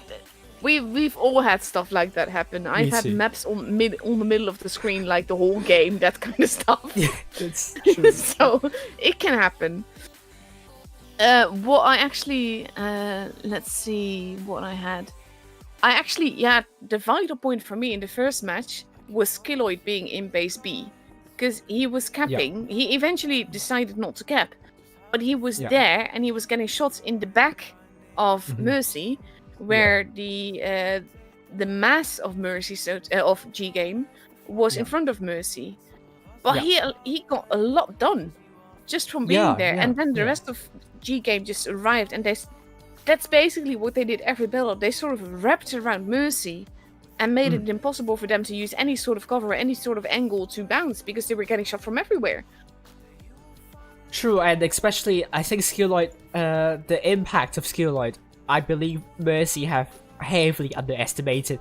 Yeah. If it was Mercy yesterday, then I believe Skilloid would have been taken out really quickly and showed Skilloid that was a misplay. But apparently Mercy ignored Skilloid a lot, and it didn't age well. Let's put it this way. That's very true. But it was literally just the boxing in, and they did it time and again, and it basically Mercy let it happen. Yeah. It was a ticking time bomb, and it exploded, and Mercy just lost quite heavily on the first match of My Runes. And the second match of My Runes, although you're seeing it in the pinhole view, basically what happened is that GGAME team just shut down that T22 pretty quickly, but on the other side, Mercy make a push onto A, and they even lost a tank, even they have... I don't think they have a hit number disadvantage, so I think that was also very important, and the focus fire was lacking a bit for Mercy, and that's why they lost. And you didn't catch that, maybe go back to Rolling Roy, maybe you have a better idea on what happened through my commentary. And as for Dynasty's Pearl, if Pashok in the first game didn't land awkwardly, it could still be a neck in that game. It could still be too close to call. It would have been definitely closer than it was, yeah.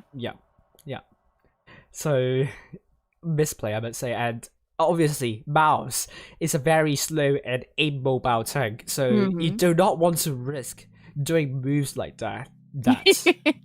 No. Except for Pashok, who does it twice. And second, he's lucky that he got notched by his teammate in the end. Otherwise, it could have gone very wrong again. Yeah. Yeah. Also, with the Dynasty Sprawl game, what I noticed is that GGAME, they pushed pretty aggressively, but then they sort of fanned out and they created micro battles everywhere. And that's, again, like we saw against EG as well, that's their strength. The micro battles, they excel in. Yeah. I think tonight's GGAME team just played much better than they used to be, like yesterday and also the last day of the group stage. So congratulations to GGAME team. They are back. Absolutely. Massive congratulations to all the teams, actually, because they've played beautifully, but especially, of course, to GGAME for taking it home. Very true indeed, and I really like the Blitz International Cup, and I really hope to see more EU teams against CIS teams, so I think it will help both servers to grow, particularly, I don't know, both servers to grow a lot. And unfortunately, if Wargaming figured out how to reduce the amount of paying across different servers in a very far place, then maybe we could see a global cup. But unfortunately, technical difficulties won't be announced. Yeah. Unfortunate, yeah. Just also want to take this moment to thank the organizers for organizing this, because they've done absolutely brilliantly. All the graphics, the logo stuff, it's absolutely beautiful. The organization has been so smooth. Yeah. So massive thank you, and thank you for letting us stream this. Oh yeah, thank you for letting me stream as well, because I am... I mean, my channel is quite small. I just recently reached 1,000 subscribers like a few days ago, so thank you all. And it's pretty amazing to think of it as well, because I only started commentating back in like July, and now in December, like within half a year, I managed to get 1,000 subscribers. So obviously, thank you all for being there, subscribing to my channel, and liking my stuff. And I hope to bring you more next year. And I'm just going to be excited. Spring season is going to be very exciting. First time I'll be streaming spring season, hopefully. And hopefully it won't clash with my exams. Fingers crossed. Fingers crossed. Because I will have 4 exams. And I do need to figure out a way to allocate my time perfectly, and I will try. I will try my Sure, best. you can do it. As for those subs, you've definitely earned them. You've worked so hard for it. I always feel like I need to slow you down a bit, but overall, you're just so enthusiastic and you give it 150%, both with all the thank you. graphics and the predictions. You do an ace job, hon. Really. Thank you very much, Eminet. But I mean, Eminet, also go and subscribe to Eminet if you haven't done so. But I mean, I guess you all subscribe, so yeah. If you happen to go do it now, because she is also amazing. And thank you for joining in for analyzing the games, actually. But Thank you so much for having me. no problem. And I got pegged on the Endgame server. Okay, just go league. I don't know what do you mean by go league, but what else do I have to say? Hello to Mutsu once again. That's gonna be a meme, isn't it? I do think Mercy pegged for despair. I think Team A is Gucci Gang team, and Mercy is Team B. So Gucci Gang team pegged both My Runes and Fort Despair, and Mercy pegged Genesis Pearl, and I think Gucci Gang team pegged these two maps because it's heavy map. And Mercy is Team A. yeah, no, it's Mercy Team A. Yeah. I didn't get confirmation on that on the server that we are. Roman said yes. Oh, I think that they played themselves. Yeah, they kind of did. These are not their best maps. Not their best maps. And when you, sorry. Go on. When you think that Fort Despair and also My Ruins are the maps which favor heavy gameplay, that is kind of interesting to think why they picked these maps in the first place. Like Desert Sands would be a good map for them. I don't know why they didn't pick that, because I believe they can do a lot better on Desert Sands and maps like let's go back to map pool, shall we? So map pool we have in the map pool we have Desert Sands, My Ruins, Fort Despair, Oasis Palms, Castilla, Port Bay, Canal, Naval Frontier, Dynasty's Pearl, Faust, and Yukon. And if I were Mercy, I would think that Desert Sands, Oasis Palms, and Port Bay, Canal, Naval Frontier are the maps they will excel on. And I think the maps they won't excel will be Dynasty's Pearl, perhaps My Ruins, Fort Despair, and Faust and Yukon. I think they could either do okay or not good. It's like a neutral map for them, but they are picking two maps that they are not good at, so I don't know why exactly. I think that what could be the case is that GGAME played for that because they both banned maps first. Yeah. I think GGAME didn't necessarily ban the maps that they thought they would do worse in, but banned the maps that they thought Mercy would do well in. True. Because we haven't seen who banned what where. That's a bit of information that we all now missing, so to speak. Yeah. But I think that might be the case because all the maps that were played now in the final stages, aside from Desert Sands, and we didn't reach that, are very small. Small. And very heavy oriented. Yeah. Yeah. So I mean, if Mercy's teammate, they literally play themselves. Then, that's kind of sad though. They were Really not sad. in their best shape tonight. no, they are not, and the maps aren't doing that in their favor as well. And I mean, I can show you the routine of the grand final. So team A bans the map, and then team bans the map. Team B bans the map, and then the third step is that team A will select the map. So in the end, Gucci Gang team only banned. I mean, in the end, the third step, only two maps are banned. So team A, I don't know. Team Mercy should have banned heavy map, I must say. Like one of the map, like My Ruins, Dynasty's Pearl, and Fort Despair, they should have banned one of the maps because that's the map that they won't be doing good at. Yeah. So I don't know what their strategy in this is, but then the fourth step is Team B selects the map, and then once again Team A ban, Team B, and then Team B ban, and then Team A select the map again. So at this point, 6 maps have been taken. So yeah, I'm just surprised. I'm just surprised about the selection here.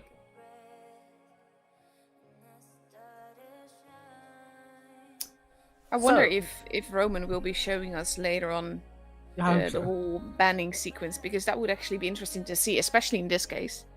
Yeah. So unfortunately, all of us have jinxed Mercy. So Mercy. Yes, we did. You did it again. But it's not just me. Blame Roaring Swarm, blame Methodi, blame Pyroblast, blame Amunet, blame Fuji's Blitz, and most importantly, blame the organizers. I think this competition is rigged. Aww. Joking. It's not rigged. It's just really good organization from the organizers. So congratulations to them. I think Wargaming will be proud of this tournament, to be honest with you, and they will be happy to give away the prizes. Yeah, I think so too. Yeah. It was definitely worth it. I mean, gameplay like this doesn't come around often. Not when you get across servers like this. True. And the prices, 900 euros. So Gucci Gang team will be getting 900 euros, not each. So the whole team will get 900 euros. So it's up to the captain to defy and conquer. Division of labor, basically. How to allocate the 900 euros. But hopefully the captain won't take all 900 euros. Otherwise, a mutiny will happen. So hopefully they will spend the 900 euros wisely. And meanwhile, let's announce the winners of the giveaway, shall we? Adam, David predicted 14,500 damage with, that gave us game from Mercy. 13,355, so congratulations to David22 and then Big Drew. And then our Sephic is, it's kind of a borderline case because I said stop and he only got the prediction in after that. Or is it not? No, he had a prediction earlier, but he wanted to retract that to make a new one. Oh, so that and new the one new one didn't didn't count, but the old one was still there. Okay, so it didn't matter because he's going to get the battle pass, so congratulations. Ohen is going to get, it will be the last one to get the battle pass, so congratulations to you all. I've done the math again, so it's 3 plus 3 plus 4, so it's 10, so I didn't do the math wrong. So you don't have to fight for the battle pass. So congratulations to all the winners, including the winners of yesterday from the lucky draw. Congratulations to all of you getting the January premium pass. Sorry, yeah. What? And I was saying that I hope Wargaming is going to give us that premium pass. We did the thing for you. So joking. Very subtle hints. No, but you have basically the passes will be handed out when the event begins. Yeah. Drop Jack a note when you've gotten it, or if you haven't gotten it, a few hours, let's say, after the event begins. Sure. Just so he knows who has gotten it and who hasn't. That makes it easier for us to keep track. That's true. I have sent a list of yesterday's giveaway winners to Wargaming already, so your name should be in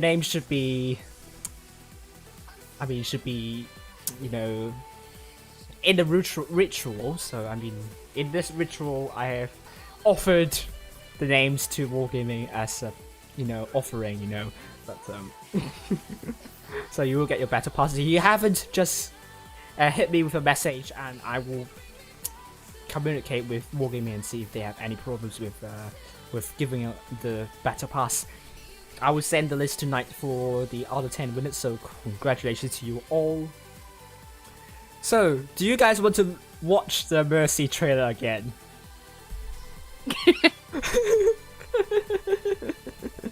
Let's do it, shall we? But once again, epilepsy warning. So but this is serious. To be honest with you, this is serious. If you have epilepsy, just please cover your eyes for 30 seconds. But I'll play the Mercy trailer again. I think Mercy has an idea here. Oh my god! Oh my god! Look at the they kill.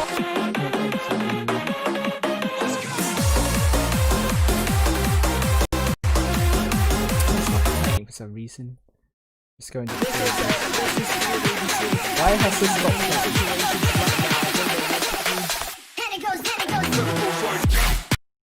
Yeah, I don't know. It's just stopped playing. Oh my god, stream app's not working. It doesn't want to let us look at Mercy. Yeah. I think Mercy has an idea here. Oh my god! Oh my god! Look at the will. They kill. Oh Jesus, man. I'm just going to try this. See if it works. Don't worry, you will be watching the Mercy trailer once again. Don't worry.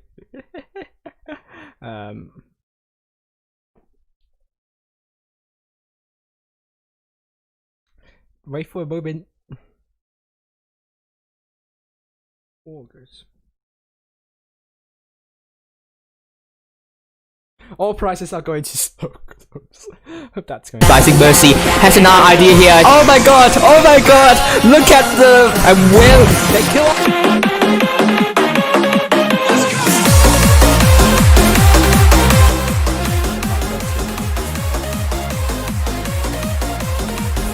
Don't come to Kabanchik! It's going to be Kabanchik!